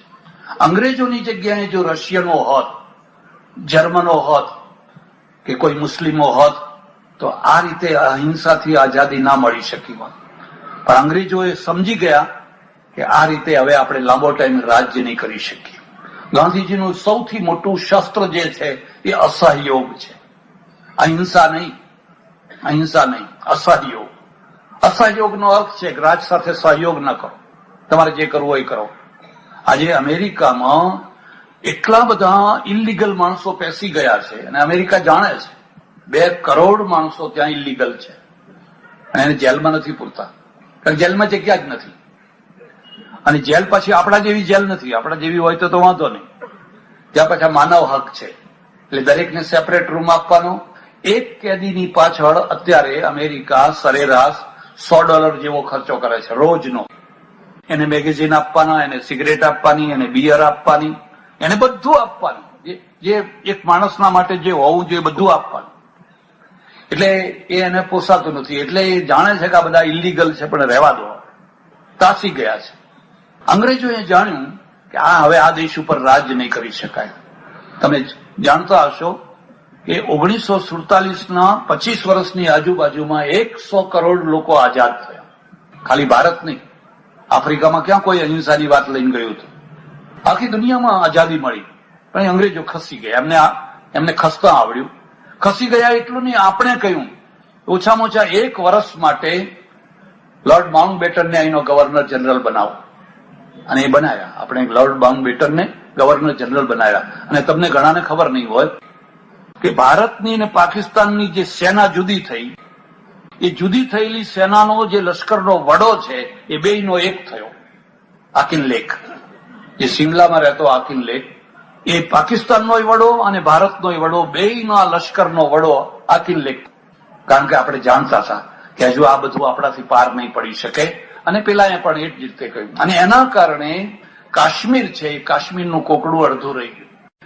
કાશ્મીરનું કોકડું માત્ર નહેરુના કારણે રહ્યું છે એ વાત ખોટી છે, ખરી નથી. ખરી વાત એ છે કે કાશ્મીરનું કોકડું એટલા માટે અડધું રહી ગયું કે આકિલ લેક છે એને કહી દીધું બે તરફ અંગ્રેજ સેનાપતિઓ છે અને અંગ્રેજના સામે નહીં લડે. પાકિસ્તાનની સેના અંગ્રેજોના હાથમાં છે, ભારતની સેના અંગ્રેજોના હાથમાં છે, અને બેયનો સર સેનાપતિ આકિલ લેક છે. અમે બે અંગ્રેજોને નહીં લડાવીએ. થિમૈયા છે, કરિયપ્પા અને થિમૈયા છે. થિમૈયા એના ટેન્કો લઈને ઠેઠ પહોંચ્યો ત્યાં સુધી, કારગિલ સુધી. એ કારગિલમાં જઈને અટકી જવામાં આવ્યું. પછી કારગિલ જતા જતા અટકાઈ દેવું પડ્યું. મૂળ કારણ આકિલ લેક હતું. એટલે સીઝ ફાયર, યુદ્ધ વિરામ કર્યા વિના છૂટકો નહોતો. એ જે હોય તે. પણ મુદ્દો અહીંયા એ હતો કે આઝાદીની સાથે કેટલાય પ્રશ્નો હતા. એમાંનો સૌથી મોટો પ્રશ્ન હતો કે જે ઓચિંતાનું આપણને મળ્યું એને આપણે સાચવી શકશું? આ રાષ્ટ્રને સાચવવું સરળ છે? જે આ 500-600 રજવાડા છે એ રજવાડાને આપણે સાચવી શકશું? અને આ રજવાડામાંથી કેટલી મોટી સારી વાત કહેવાય કે ટપો ટપ બધાએ ભારતમાં પડવા માંડ્યું. હું એમ માનું છું, અને કોઈને ગમે કે ના ગમે, પણ આ દેશમાં આ નેતાઓએ જેટલો ત્યાગ કર્યો એથી મોટો ત્યાગ આ રજવાડાઓએ કર્યો છે. આ રજવાડાઓના રાજાઓએ ત્યાં ભાવનગરે આપી દીધું, ફલાણાએ આપી દીધું, ફલાણાએ આપી દીધું, ફલાણાએ આપી દીધું. એમનો ત્યાગ નથી, એમનો ત્યાગ નથી. અને એની સંધિ કરી. સરદાર સાહેબ એમને કહ્યું તમને માનપૂર્વક, તમને સાલિયાણા આપશું, તમને સન્માનપૂર્વક પૂરી પ્રતિષ્ઠાથી તમને રાખશું. અને આપણે વચન ભંગ થયા. એક ઝટકે બધાના સાલિયાણા કાઢી નાખ્યા અને એમના માન ઉતારી નાખ્યા, એમના વાવટા ઉતારી નાખ્યા. 6 કરોડ રૂપિયા સાલિયાણામાં જતા હતા, અને 6 કરોડ રૂપિયા ઘટી ગઈને જયારે આ બંધ કર્યા ત્યારે 2.5 કરોડ થઈ ગયા હતા. અને અત્યારે તો એથી બિલકુલ ઓછા થઈ ગયા. 2.5 કરોડ તો અત્યારે 1 કરોડ તો એમપી ને અત્યારે મળે છે. 1 કરોડ તો અત્યારે એમપી ને આપવામાં આવે છે.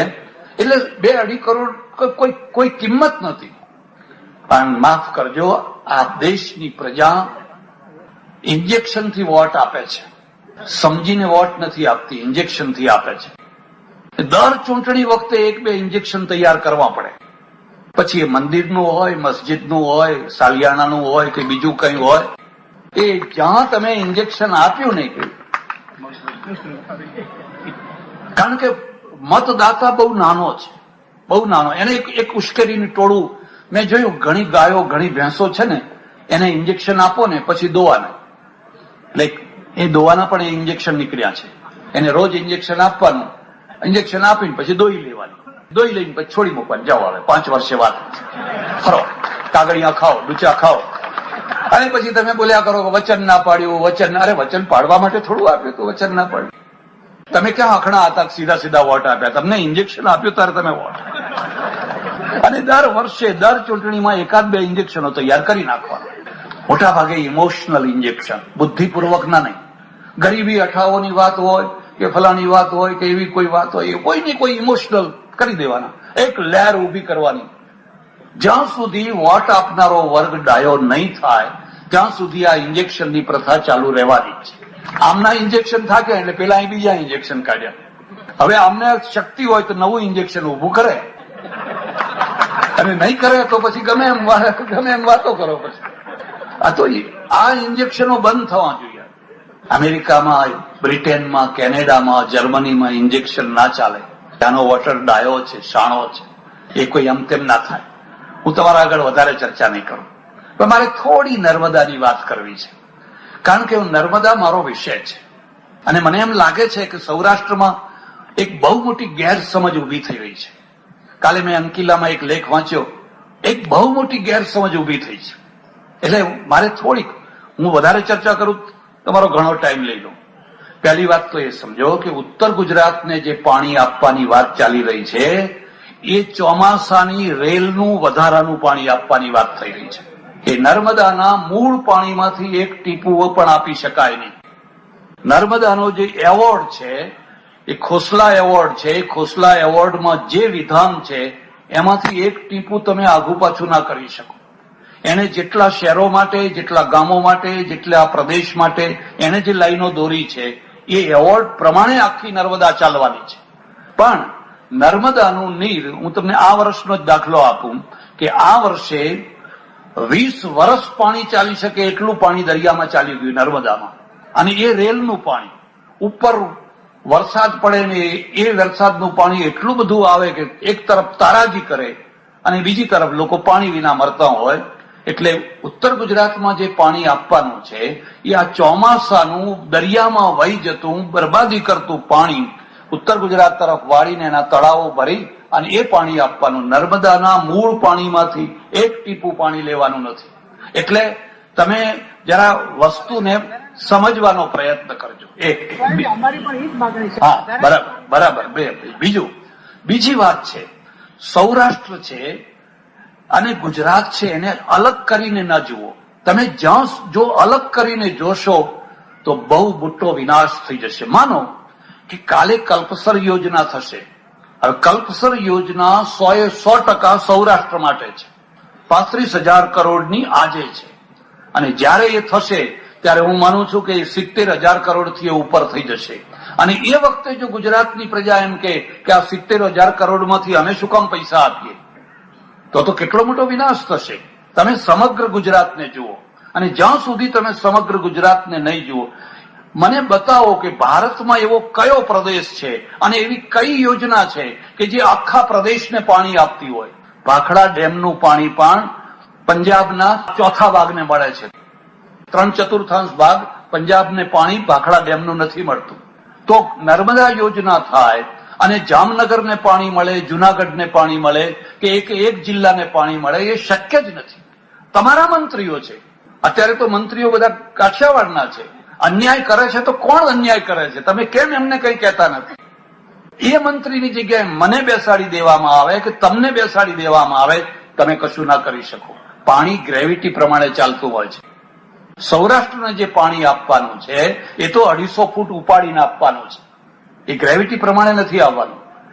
એ પાણીને 250 ફૂટ ઊંચકવાનું છે અને 250 ફૂટ ઊંચકી અને પછી ચોટીલા આગળ કે એવી કોઈ જગ્યાએ એ કરી અને પછી ગ્રેવિટી પ્રમાણે પાણી આપવાનું છે. હવે એની એક સીમા છે. આખો સુરેન્દ્રનગર જિલ્લો આવે છે, ભાવનગરનો થોડોક ભાગ આવે છે. હું તો ઈચ્છું કે આખું કાઠિયાવાડ એમાં આવી જાય, પણ આખા કાઠિયાવાડને એમાં લેવું હોય તો 455 ની જગ્યાએ 500 ફૂટ ઊંચાઈનો બાંધ બાંધવો જોઈએ અને 500 ફૂટ ઊંચાઈના બાંધ માટે આપણે લડવું જોઈએ.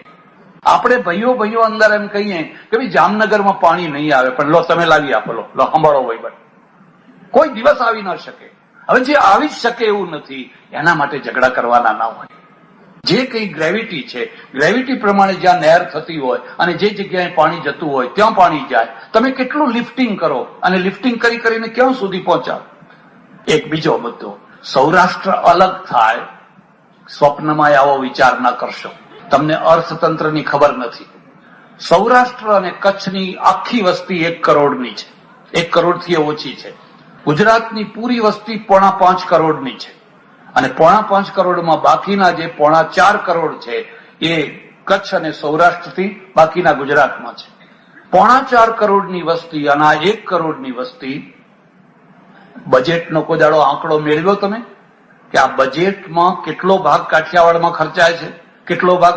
આજે જેટલું પાણી કાઠિયાવાડમાં આવે છે એ બધું ગુજરાતમાંથી આવવાનું છે. પાઇપલાઇન જે નાખવાની છે ગુજરાતની નદીઓને છે. અને જે દિવસે કાઠિયાવાડ અલગ થશે તે દિવસે એમ નહીં કહી શકે નર્મદાનું પાણી અમને આપો, મહીનું પાણી અમને આપો, ફલાણું પાણી અમને આપો. અરે ગુજરાત એક છે, શા માટે આવા વિચારો રાખો છો? એક છે એટલે મહીસાગરનું પાણી કાઠિયાવાડમાં આવે છે, નર્મદાનું પાણી કાઠિયાવાડમાં આવે છે, અને આવવું જ જોઈએ. હું એનો સમર્થક છું. પાઇપલાઇનો જે મોડી પડી એ ખોટું થયું છે, પણ જે રીતે થતું હોય, નાના ચેકડેમ કે મોટા ચેકડેમ કે ફલાણા બધા, તમે કદી પણ ખંડ રીતે વિચાર ન કરો. કાઠિયાવાડનો એક બહુ મોટો ભાગ આજે ગુજરાતમાં આબાદ થયો છે, હીરાના ધંધામાં કે બીજા ધંધામાં કે ત્રીજા ધંધામાં, અને ગુજરાતની આબાદીના ફળ કાઠિયાવાડ ભોગવે છે, અને ગુજરાતનો વર્ગ કાઠિયાવાડમાં થોડોક આવ્યો હશે. પણ એ રીતે કદી પણ આવા વિચારો ના કરો. આ વિચારોથી તમે અંદર યાદવા સ્થળી ઉભી કરશો. સરકારની ભૂલ થતી હોય, પછી એ કોંગ્રેસની સરકાર હોય કે ભાજપની સરકાર હોય, હું એના સાથે છું કે આપણે એનો વિરોધ કરવો જોઈએ, પણ ટેકનિકલ મુદ્દા તો જુઓ. ટેકનિકલ મુદ્દા જે શક્ય જ નથી એને તમે કેવી રીતે શક્ય બનાવી શકો? શું તમારા પાસે કોઈ એવી યુક્તિ છે કે નર્મદાના પાણી આખા ગુજરાતના એક ગામડા સુધી પહોંચાડી શકાય? બતાવો એ યોજના. ચાલો આપણે એ યોજનાથી લડવા જઈએ. અરે જેટલા લોકોને મળે છે આપણા ભાઈઓ છે, એ આપણા દુશ્મનો નથી. આપણને નથી મળતું એટલે આપણે એનો વિરોધ કરીને દુશ્મનાવટ ઉભી નથી કરવાની. એ આપણા ભાઈઓ છે. આજે તો મુખ્યમંત્રી જુનાગઢ તરફના છે, અને વિત્ત મંત્રી પણ સૌરાષ્ટ્રના છે, અને રાજકોટના છે, અને નર્મદા નિગમના અધ્યક્ષ જે છે નહીં એ આપણે ધોળકાના છે. એટલે એ ચુડાસમા ભૂપેન્દ્રસિંહ ચુડાસમા. અરે આ બધા કઈ હાવ ગાંડા માણસો છે એવું નથી. ખાલી વિરોધ કરવા માટે વિરોધ નહીં કરવાનો, પણ એના ટેકનિકલ પાસા જોવાના. કાઠિયાવાડ અને કચ્છની પ્રજા 5 લાખની વસ્તી છે, અને કચ્છમાં જે થોડુંક પાણી જવાનું છે, કારણ કે કચ્છનો મોટો ભાગ રણનો છે, કચ્છનો નીચેનો ભાગ છે. સૌરાષ્ટ્ર અને કચ્છ બેની એક સ્થિતિ છે.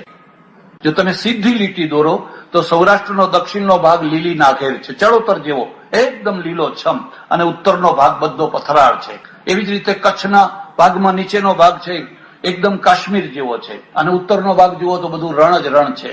એટલે એ જે ભાગ છે જ્યાં શક્ય છે ત્યાં જાય. હા, વધારે પાણી શક્ય હોય અને મળવાનું હોય તો આપણે જરૂર મેળવવું જોઈએ, એના માટે પ્રયત્નો પણ કરવા જોઈએ. પણ વિખવાદ ઉભો થાય કે ગેરસમજ ઉભી થાય કે અમે કાઠિયાવાડને જુદું કરવા માંગીએ છીએ, તો હું સમજુ છું કે દાપણ ભરેલી વાતો નથી.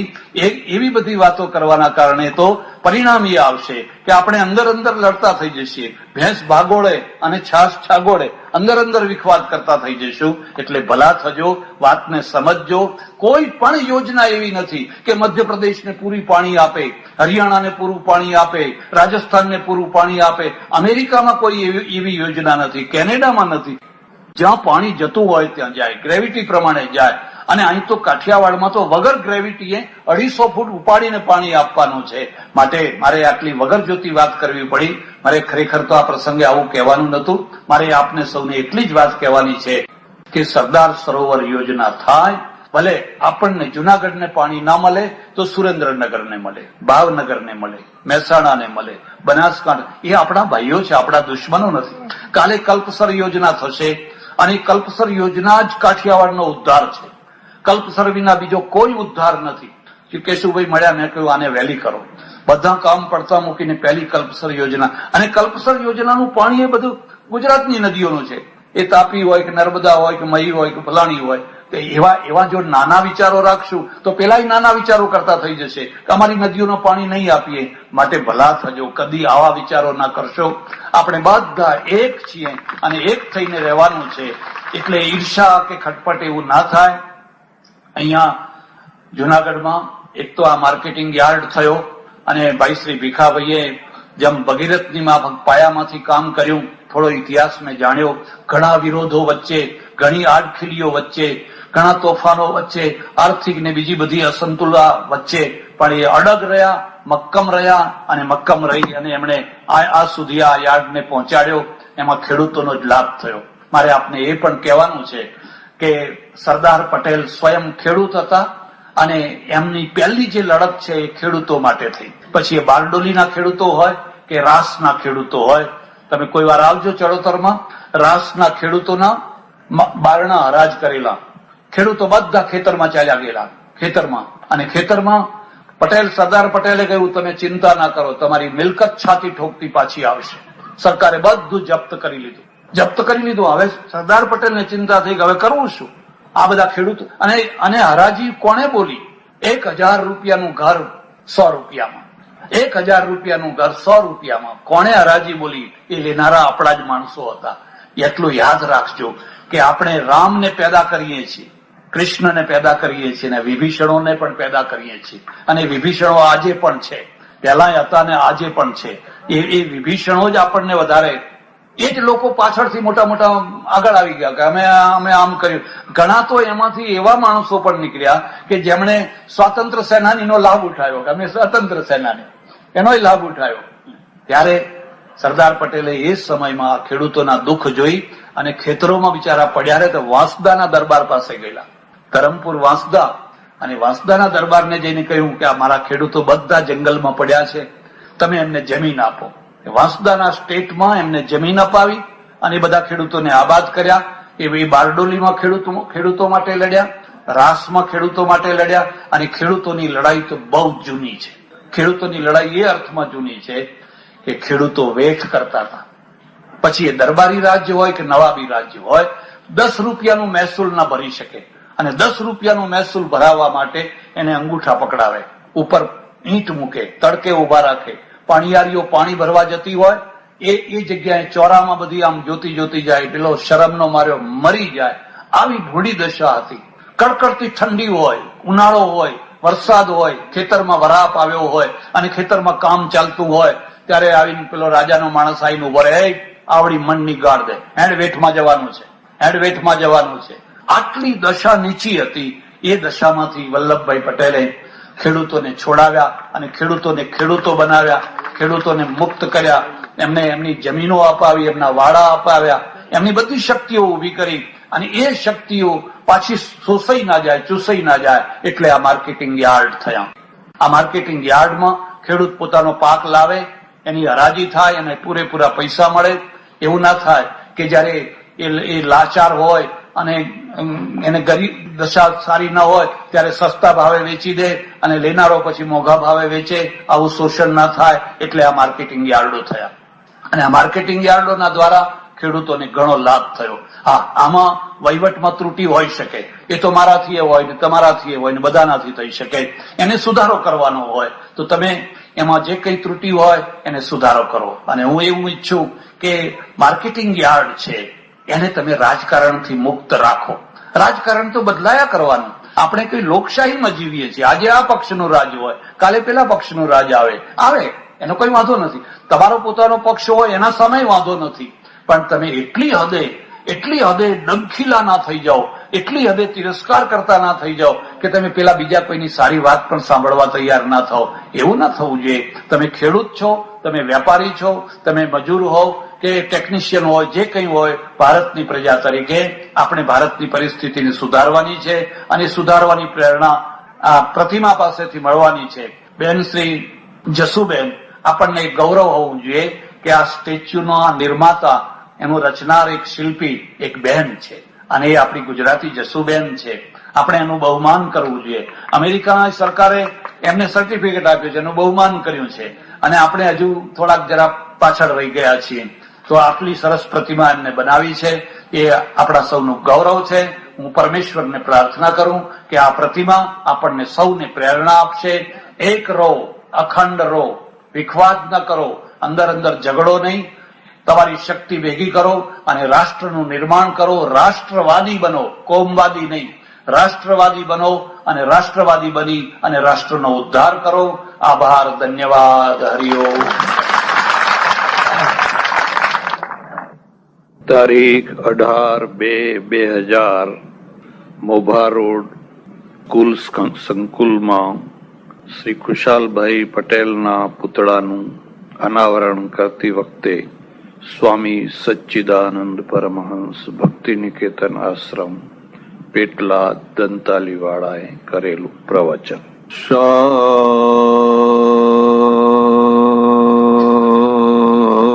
શાંતાય તે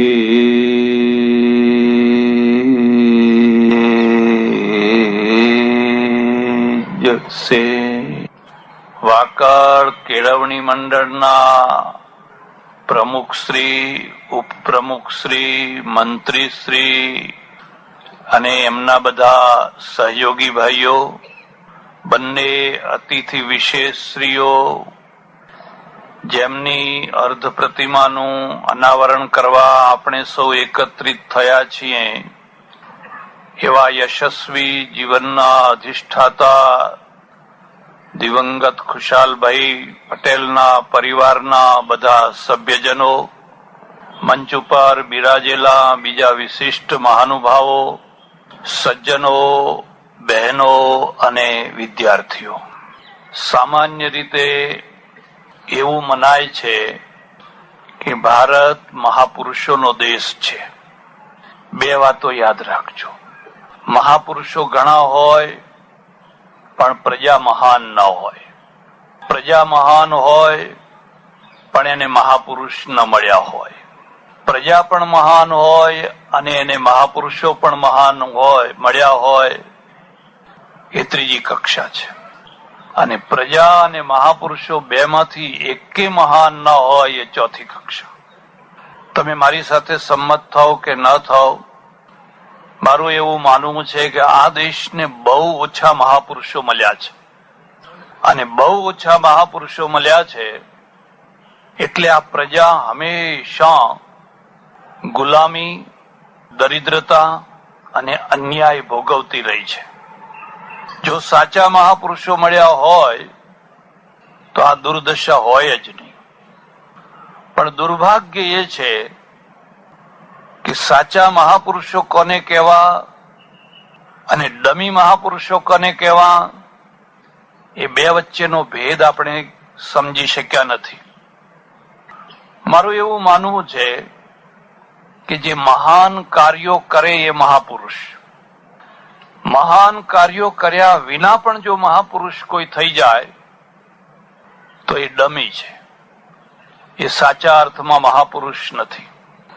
મહાન કાર્યો કર્યા વિના અહીંયા સેંકડો, હજારો મહાપુરુષો થયા છે, જેમણે કશું કર્યું નથી, કશું કરવાની પ્રેરણા નથી આપી. ઘણી વાર તો ઉલટું કરવાની પ્રેરણા આપી છે. આપણે એમને ભગવાન માનીએ છીએ, મહાપુરુષો માનીએ છીએ. પ્રશ્નો ઉકેલાતા નથી અને પ્રશ્નો ન ઉકેલવાના કારણે કાલ્પનિક ઉપાયો બતાવવામાં આવે છે. એક મુદ્દો યાદ રાખજો, મહાન કાર્યો આપોઆપ આવતા હોય છે. તમે એનો સામનો કરો છો કે તમે એને ટાળીને ખસી જાઓ છો. પ્રજાને જો મારી નાખવી હોય તો એના મગજને નાનું બનાવી દો. એના મગજને નાનું બનાવવું હોય તો એની આવશ્યકતાઓ નાની બનાવી દો. જ્યાં એની આવશ્યકતાઓ નાની થઈ નહીં કે એનું મગજ આપોઆપ નાનું થઈ જશે. તમે કોઈ વાર વિચાર કર્યો, આ પ્રદેશમાંથી ચડોતર, વાકડ, કાનમ, આ બધા પ્રદેશમાંથી પાટીદારો જ પ્રદેશ કેમ ગયા? લગભગ 100% એકાદ ટકો હોય તો વાત જુદી, 100% પાટીદારો જ કેમ પ્રદેશ ગયા? બીજી પ્રજા કેમ પ્રદેશ ના ગઈ? કોઈ વાર તો વિચાર કરો. અને આજે તો 10-10 લાખ રૂપિયા ખર્ચીને લોકો પરદેશ જવા માંડ્યા છે. ખબર નહીં અહીંયા શું ભાવ ચાલે છે. 10 લાખ તો હશે જ. જાય છે, ધડાકા બંધ બધા જાય છે. હું કોઈ પણ ગામમાં જાઉં અને ગામના મકાનો જોઈને હું આંખ મીચીને કહી દઉં કે આ ડોલરમાંથી બનેલું મકાન છે. અને આ 100 વર્ષનું જૂનું, જેને ચૂનોય નથી લાગ્યો, એ અહીંનું મકાન છે. મારે ત્યાં એક વાણિયા સજ્જન આવે છે, એમને 3-4 દીકરા છે. મેં કહ્યું, આ બધા પાટીદારો છોકરાઓને પરદેશ મોકલે છે, લીગલ, ઇલીગલ, જે રીતે જાય એવી રીતે.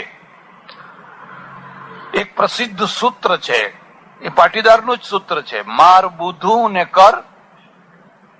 વલ્લભભાઈએ અપનાવેલું એટલે એમણે ઘણા કામ સીધા કરી નાખ્યા. તો તારા 3-4 દીકરા છે, તું એકાદ છોકરાને પરદેશ મોકલ ને. મને કે 10 લાખ રૂપિયા ખર્ચીને પરદેશ મોકલીએ તો 10 લાખનું વ્યાજ કેટલું આવે? એ વ્યાજ ખાઈને જ ના દાળ ભાત રોટલી શાક ખાઈને બેસી રહીએ? એનામાં સાહસ નથી. અને સાહસ એટલા માટે નથી કે એની આવશ્યકતાઓ નાની કરી દીધી છે. જ્યાં તમારી વ્યક્તિગત, સામાજિક, રાષ્ટ્રીય, શૈક્ષણિક આવશ્યકતાઓ નાની થઈ નહીં કે તમારું મગજ નાનું થઈ જશે. બ્રાહ્મણો કેમ દરિદ્ર થયા? હું બ્રાહ્મણ છું. આપણા પ્રાચીન શાસ્ત્રોમાં તમારે જોવું હોય તો જોજો, કોઈ પણ દરિદ્રતાની કથા લખવી હોય તો નદીના કિનારે એક દરિદ્ર બ્રાહ્મણ રહેતો હતો. આવું આમ શરૂ થાય. પણ કેમ એ દરિદ્ર કેમ રહેતો હતો? કે એનું મગજ નાનું બનાવી દેવામાં આવ્યું હતું. એને સતત એક જ વાત સમજાવવામાં આવી હતી, અડધો રોટલો ખાઈને પડ્યા રહો ને, કશું ભેગું આવવાનું નથી, કઈ સાથે આવવાનું નથી, કાલ મરી જવાનું છે. તમે સતત મરી જવાની કથાઓ કરો ને સાંભળો ને એટલે તમારું મગજ નાનું થઈ જાય. પછી તમે સિકંદર ના થઈ શકો, નેપોલિયન ના થઈ શકો, કોલંબસ ના થઈ શકો, વાસ્કો ડી ગામા ના થઈ શકો. હવે કાલ તો મરી જવું છે, કોલંબસ થઈને કરવું છે શું? મારે તો એક છોકરો આવતો, બેકાર, ભણ્યો ગણ્યો, નોકરી ધંધો ના મળ્યો, અને નવરા માણસો આશ્રમોમાં વધારે આવે તો દેખીતી વાત છે. વિધવાઓ મંદિરે દર્શન કરવા વધારે જાય, અને નવરા હોય અમારા પાસે આવીને બેસે, અમારે એમને ઉઠાડવા પડે કે હવે જાઓ ટાઈમ થયો. મને કે થાય છે, ઘેર જઈને શું કરવું છે? એ વખતે એડમંડ હિલેરી છે એ એવરેસ્ટના શિખર ઉપર ચડેલો, અને પેપરમાં બહુ બધી વાતો આવતી. એટલે મેં એને કહ્યું, અલ્યા નવરો છે, કશું કરતો નથી, એના કરતા તું એવરેસ્ટના શિખર ઉપર ચડવાની એક ટોળી બનાવ ને. મને કે ત્યાં શું દાટ્યું છે? ત્યાં તો ઓક્સિજન નથી, એમ મરવા જવું છે. હવે એને ખબર નથી કે ત્યાં જે દાટ્યું છે એ અહીં નથી દાટ્યું. એ લોકો જ દુનિયા ઉપર રાજ કરવાના છે. મને કે એક કામ કરો બાપુ. મેં કહ્યું શું? તમારી ઓળખાણ હોય તો એની તરેટીમાં કોઈ હોટલ બોટલ થાય એવું હોય તો આપણું ગોઠવી આપો. હવે એની એક જ ઈચ્છા છે કે હોટલ કરું ને મારું પેટ ભરાય, બસ. હું ને મારું પેટ. કોઈ દિવસ મહાપુરુષો ના થઈ શકે. જ્યાં તમે પ્રજાને પેટ પૂરતો ઉપદેશ આપ્યો, પ્રજા મરી જવાની, ખતમ થઈ જવાની. અને એક બીજી વાત પણ તમે યાદ રાખજો કે માણસ મરી જાય છે અને ભેગું કશું નથી જતું, એ જ સારું છે. અને બધું ભેગું જવા માંડે તો કોઈ વાર તો વિચાર કરો, માણસ મરી જાય અને એને જે લઈ જવું હોય બધું એ ભેગું લઈ જઈ શકતો હોત તો જિંદગીમાં જે સાસુ વહુને ઝઘડા ન થયા એ મરતી વખતે થાય. મોત બગાડે. ક્યાં લઈને હેડ્યા? મૂકો. ક્યાં લઈને હેડ્યા? ઈશ્વરની દયા છે કે આપણે કશું લઈ નથી શકતા, એટલે આપણું મોત બગડતું નથી. જો લઈ જવાનું હોત ને તો સરખી રીતે લોકો મરવાય ના દો. પણ આ ઉપદેશ છે ને એને ભારતને મારી નાખ્યું. બસ કાલ મરી જવું છે. અરે તમે કાલ મરતા હોય તો આજ મરો ને. જીવવાનો અર્થ જ શું છે? પણ જીવો તો કંઈક કરીને જીવો, કંઈક વિશેષતા કરીને બતાવો. ભગવાન બુદ્ધ થયા, બહુ મહાપુરુષ, ઇતિહાસમાં જેનો જોટો ન મળે. એમને કોઈએ પૂછ્યું આ સંસાર કેવો છે? એમણે કહ્યું દુઃખમ દુઃખમ સર્વમ દુઃખમ. આખો સંસાર દુઃખમય છે. હું આ વાત સાથે સંમત નથી, જોકે કહેવા માટે બધા જ આવું કહેતા હોય છે. અમારા ઉપનિષદના ઋષિને પૂછ્યું, એણે કહ્યું આનંદો બ્રહ્મેતિ વેજાનાત. આ બધું આનંદમય છે. બેમાં દૃષ્ટિભેદ કેટલો છે? આ બધું આનંદમય છે. હું તમને વ્યક્તિગત રીતે એક પ્રશ્ન પૂછું છું કે છેલ્લા 24 કલાકમાં તમે કેટલા દુઃખી થયા છો? તમારા મનમાં જ ગણિત કરીને નક્કી કરો કે આ 24 કલાકમાં તમે કેટલા દુઃખી થયા. અઠવાડિયામાં કેટલા દુઃખી થયા, મહિનામાં કેટલા દુઃખી થયા. અરે તમે સુખી જ સુખી છો. સવારે ઉઠીને ચા પીધી, નાસ્તો કર્યો, સરસ કપડાં પહેર્યા, ગાડીમાં બેસીને અહીં આવ્યા. માનપાનની સાથે તમે અહીં બેઠા છો, 2 પૈસા આપી શકો છો. શું દુઃખ છે તમને? પણ લોકોને એક રિપીટ કરવામાં આવ્યું છે, બધું દુઃખમય છે, દુઃખમય છે, દુઃખમય છે. કારણ કે લોકોને સંસારમાંથી ભગાડવા છે. જો બધું સુખમય હોય તો કોઈ સંસારમાંથી ભાગે નહીં, પણ સંસારમાંથી બધાને ભગાડવા છે.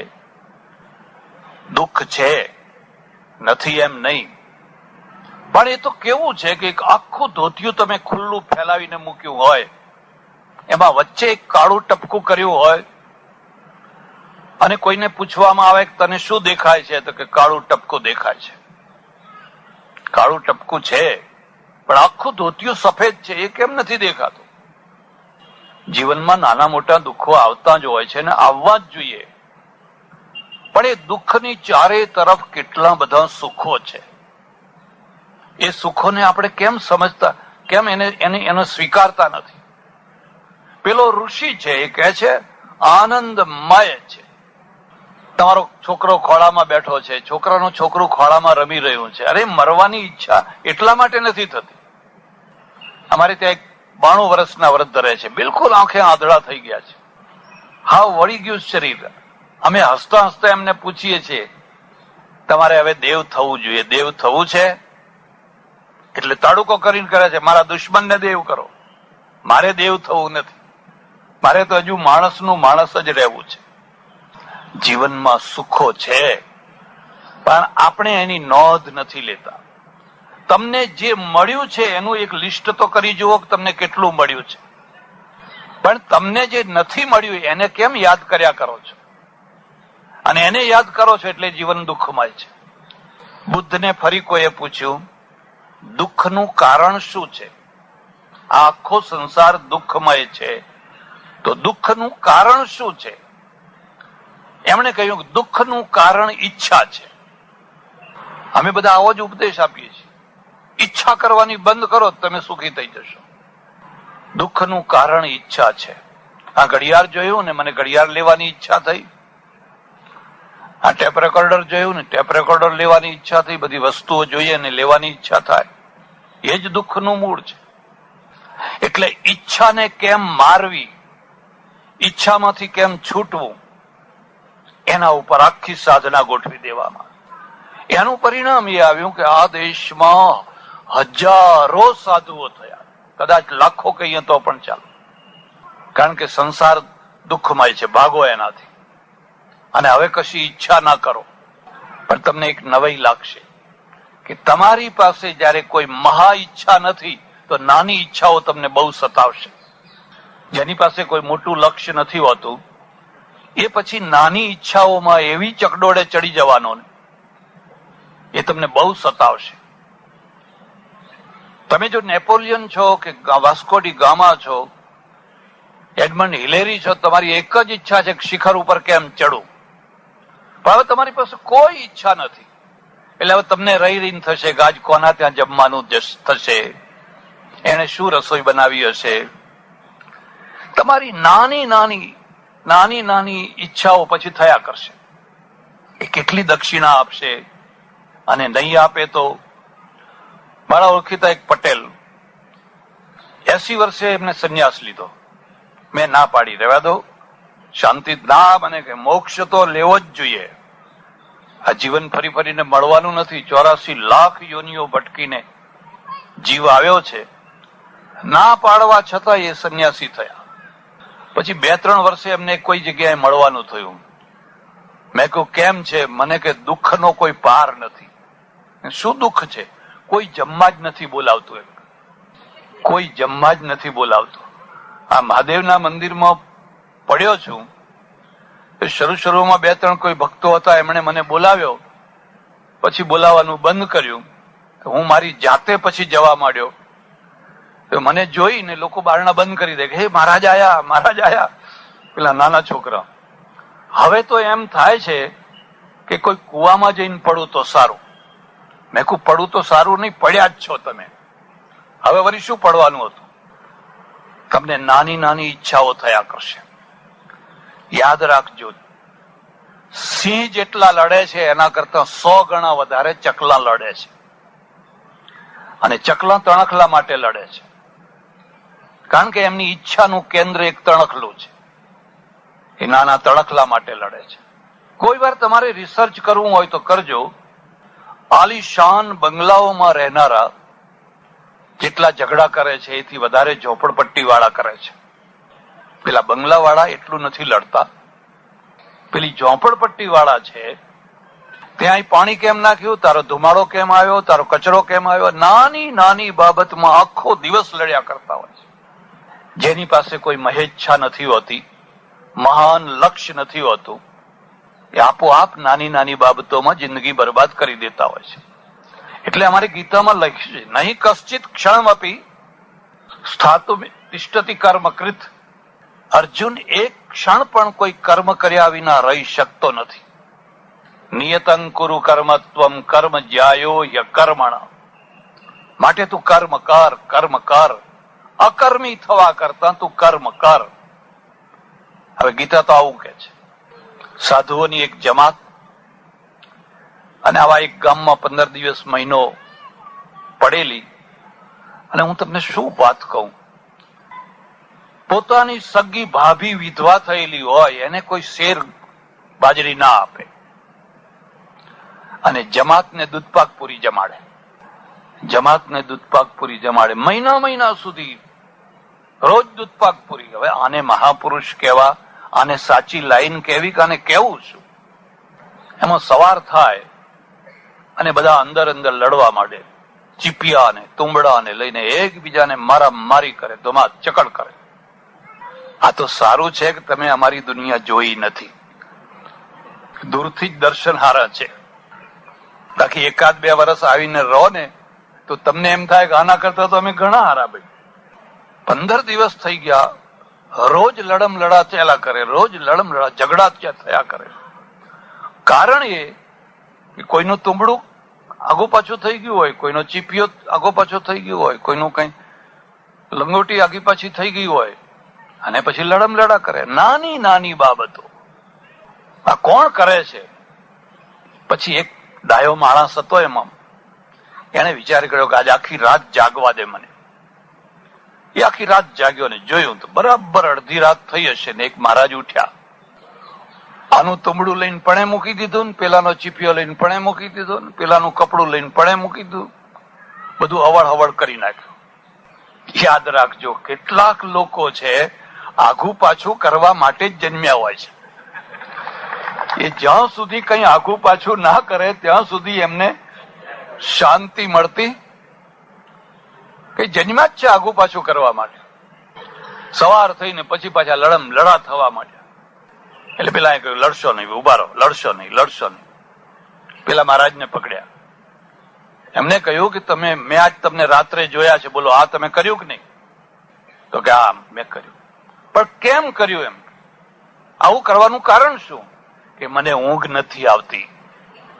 પણ કેમ ઊંઘ નથી આવતી? કે જ્યાં સુધી હું આઘું પાછું ના કરું ત્યાં સુધી મને ઊંઘ આવતી, એટલે ઊંઘવા માટે મારે આ કરવું પડે છે. પ્રજાને જો નાની બનાવી દેવી હોય તો એનું લક્ષ્ય નાનું બનાવી દો. એમણે કહ્યું કે ઈચ્છા જ દુઃખનું મૂળ છે. હવે અમારે ત્યાં મનુસ્મૃતિમાં આવો, મનુએ લખ્યું છે ઈચ્છાનો નાશ કદી કરી શકાય જ નહીં.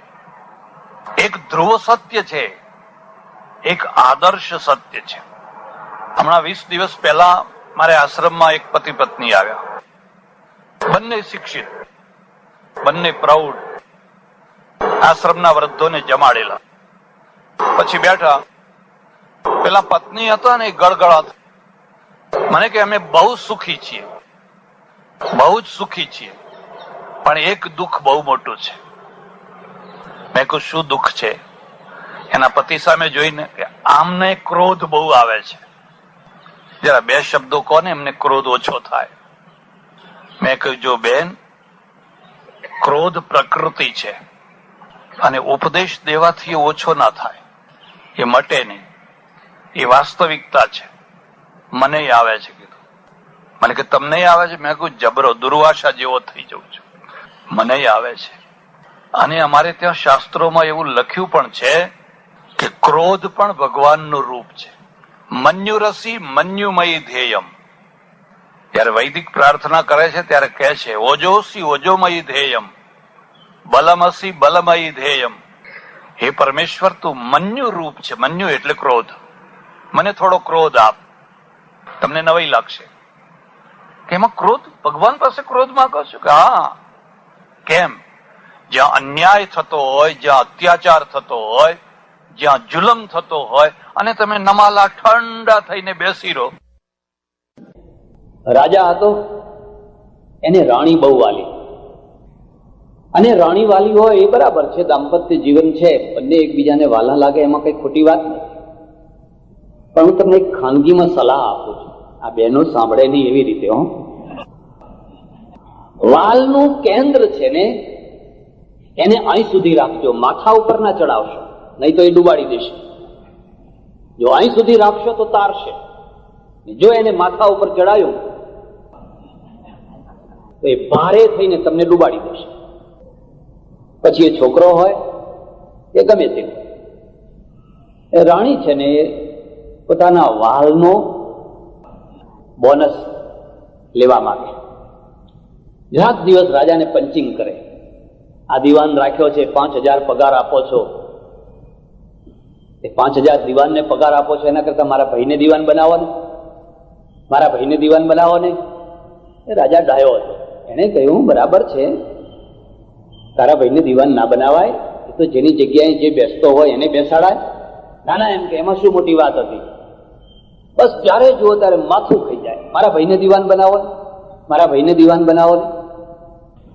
ઘર ક્યારે તૂટતું હોય છે? તમારા સંસારની વાત કરું છું. જ્યારે તમારા ઘર ઉપર પિયર ફરી વળતું હોય છે ત્યારે નોટ કરજો. તમારા ઘર ઉપર પિયરનું માન હોવું જ જોઈએ, પિયરની મર્યાદા હોવી જ જોઈએ. પણ પિયરનો અર્થ એવો નથી કે પછી આ સાસરા ઉપર પિયર જ આવીને બેસી જાય બધું આખું. ને ઘણા બિચારા રાજા એવા હોય છે, ન માં એવા હોય છે ને, ખલાસ ડૂબી જાય. રાજાએ જોયું કે આ રાણી જીવ ખાઈ ગઈ, હવે શું કરવું? પેલો એનો ભાઈ આવ્યો, એટલે રાણી બેઠેલી ને રાજાએ કહ્યું કે આજ મને આખી રાત ઊંઘ ના આવી, જરા તપાસ કરો ને, કઈ કૂતરા ભસતા હતા, જરા બાજુમાં જઈને જોયા હોય ને કેમ કૂતરા ભસતા હતા, તપાસ કરો ને. રાણીએ એના ભાઈને કહી રાખેલું, જો મારે તને દીવાન બનાવવો છે, કે તું રાજાનું એવું ઝડપથી કામ કરજે, એટલું વ્યવસ્થિત કામ કરજે કે જેથી રાજા તારા ઉપર પ્રસન્ન થાય. દીવાન પેલો એનો ભાઈ તો દોડ્યો, જઈને તપાસ કરીને આવ્યો, અને આવીને કે છે એ તો કૂતરી વિયાણી છે ને એટલે ભસતી હતી. હા બરાબર, સાચું સાચું. કૂતરીને કેટલા બચ્ચા છે જરા જોયા હો ને. ફરી દોડ્યો પાછો, આવ્યો 7 છે, 7. સારું સારું. એમાં કૂતરા કેટલા છે ને કૂતરીઓ કેટલી છે જરા તપાસ કરી આવો ને. ફરી દોડ્યો પાછો, એમાં 3 કૂતરા છે ને 4 કૂતરીઓ છે. સારું સારું સારું. એમાં લાલ કેટલા છે, ધોળા કેટલા છે, કાબરા કેટલા છે જરા તપાસ કરી આવો ને. ફરી દોડ્યો. રાણી ખુશ છે, મારો ભાઈ કેવો દોડી રહ્યો છે, કેટલું ઝડપથી કામ કરી રહ્યો છે. બરાબર, બેસો. થોડીક વાર થઈ ને દીવાન આવ્યા, અને દીવાનને કહ્યું આજ મને ઊંઘ ના આવી, કઈ કૂતરા ભસતા હતા, જરા તપાસ કરો ને શું થયું છે. દીવાન જઈને આવ્યો, આવીને કહ્યું એક કૂતરી વિયાણી છે. કેટલા બચ્ચા છે? તો 7 છે. કેટલા કૂતરા? બધું જે પૂછ્યું એ બધું. એટલે પેલા રાજાએ રાણીને કહ્યું, જો આના 5,000 એટલા માટે આપું છું કે આ એક જ ફેરામાં બધું કામ કરે, અને તારા ભાઈને તું કહેતો પટાવાળામાં રાખી શકું, કારણ કે ધક્કા ફેરા કરવા માટે. એટલે પેલી રાણી છે ને ચીડાઈ ગઈ. તો તમારે પહેલેથી કહેવું જોઈએ ને, હવે જો ભૂલ થાય તો કહેજો, એમ કે હવે જો ભૂલ થાય તો કહેજો. એક જ ફેરામાં બધા કામ કરાવવા તો પહેલે તમારે કહેવું જોઈએ. હવે બન્યું એવું એ રાજા માદો પડ્યો, જરા સિરિયસ મંદવાડ આવી ગયો. એટલે પેલી રાણી છે ને બેઠેલી ને રાજાએ કહ્યું તમે તાબડતોબ જાઓ ને વૈદ્યને બોલાવી આવો. આ વૈદ્યને બોલાવવા ગયા તો રસ્તામાં વિચાર કર્યો કે પહેલા આમના દાદા પણ માદા પડેલા, ત્યારે વૈદ્યને બોલાવવા કોઈ ગયેલું, પછી પાછા દેવ થઈ ગયેલા એટલે પછી મંત્રીઓને કહેવા જવું પડેલું, લાકડાની વ્યવસ્થા કરવી પડેલી. આ બધું 3-4 ધક્કા થયેલા. અને પાછા આ લોકો કહે છે કે તમે એક ફેરામાં બધા કામ કરતા નથી. એટલે એને તો એક જ ફેરામાં બધા કામ કરી નાખ્યા. પેલા વૈદ્યને કહ્યું ચાલો ને, રાજા બીમાર થઈ ગયા છે. નગર શેઠે જઈને કહ્યું રાજા દેવ થઈ ગયા છે. દિવાનને ફલાણાને બધાને કહ્યું. અને જે સ્મશાનની વ્યવસ્થા કરતો હતો એને કહ્યું ભાઈ સુખડના લાકડા વગેરે જે હોય પહોંચાડતા કરી નાખો. અને હરખાતો આવ્યો, કારણ કે એક ફેરામાં 4 કામ પતાવી દીધા. આ વૈદ આવ્યો, એની સાથે તો નીચે જુઓ તો રોકકડ શરૂ થઈ ગઈ. એ રાજાએ કહ્યું ભાઈ આ રોકકડ શાની શરૂ થઈ? ત્યાં તો દિવાન બિચારો ખેસ નાખીને આવ્યો. રાજા તો જીવતા છે, નવાઈ પામી ગયો કે આ શું? રાણીએ કહ્યું તમે નતું કહ્યું કે એક ફેરામાં 4 કામ કરવાના? મારા ભાઈ 4 કામ કરીને આવ્યા છે. ત્યારે રાજા કહે કે આવા માણસને તો પટાવાળામાં ના રાખો. મારી ભૂલ એટલી થઈ ગઈ કે આવા માણસની બેનને મેં રાણી બનાવી દીધી. વહીવટી તંત્ર એ રાજતંત્રનો પહેલો પાયો છે. રાણી વાલી હોય તો એને સાડી અપાય કે એના ભાઈને કઈ ડીએસપી ના બનાવી દેવાય, એના ભાઈને કઈ કલેક્ટર ના બનાવી દેવાય, એના ભાઈને કઈ કોઈ મોટો ચાર્જ ના આપી દેવાય. એટલે તમે વલ્લભભાઈ પાસેથી જો કઈ વસ્તુ શીખવી હોય તો એ શીખજો કે એમની પાસે ભારતનું આખું વહીવટી માળખું તૂટી પડ્યું. ફ્રીડમ એટ ધ મિડનાઇટ પુસ્તક વાંચજો તમે.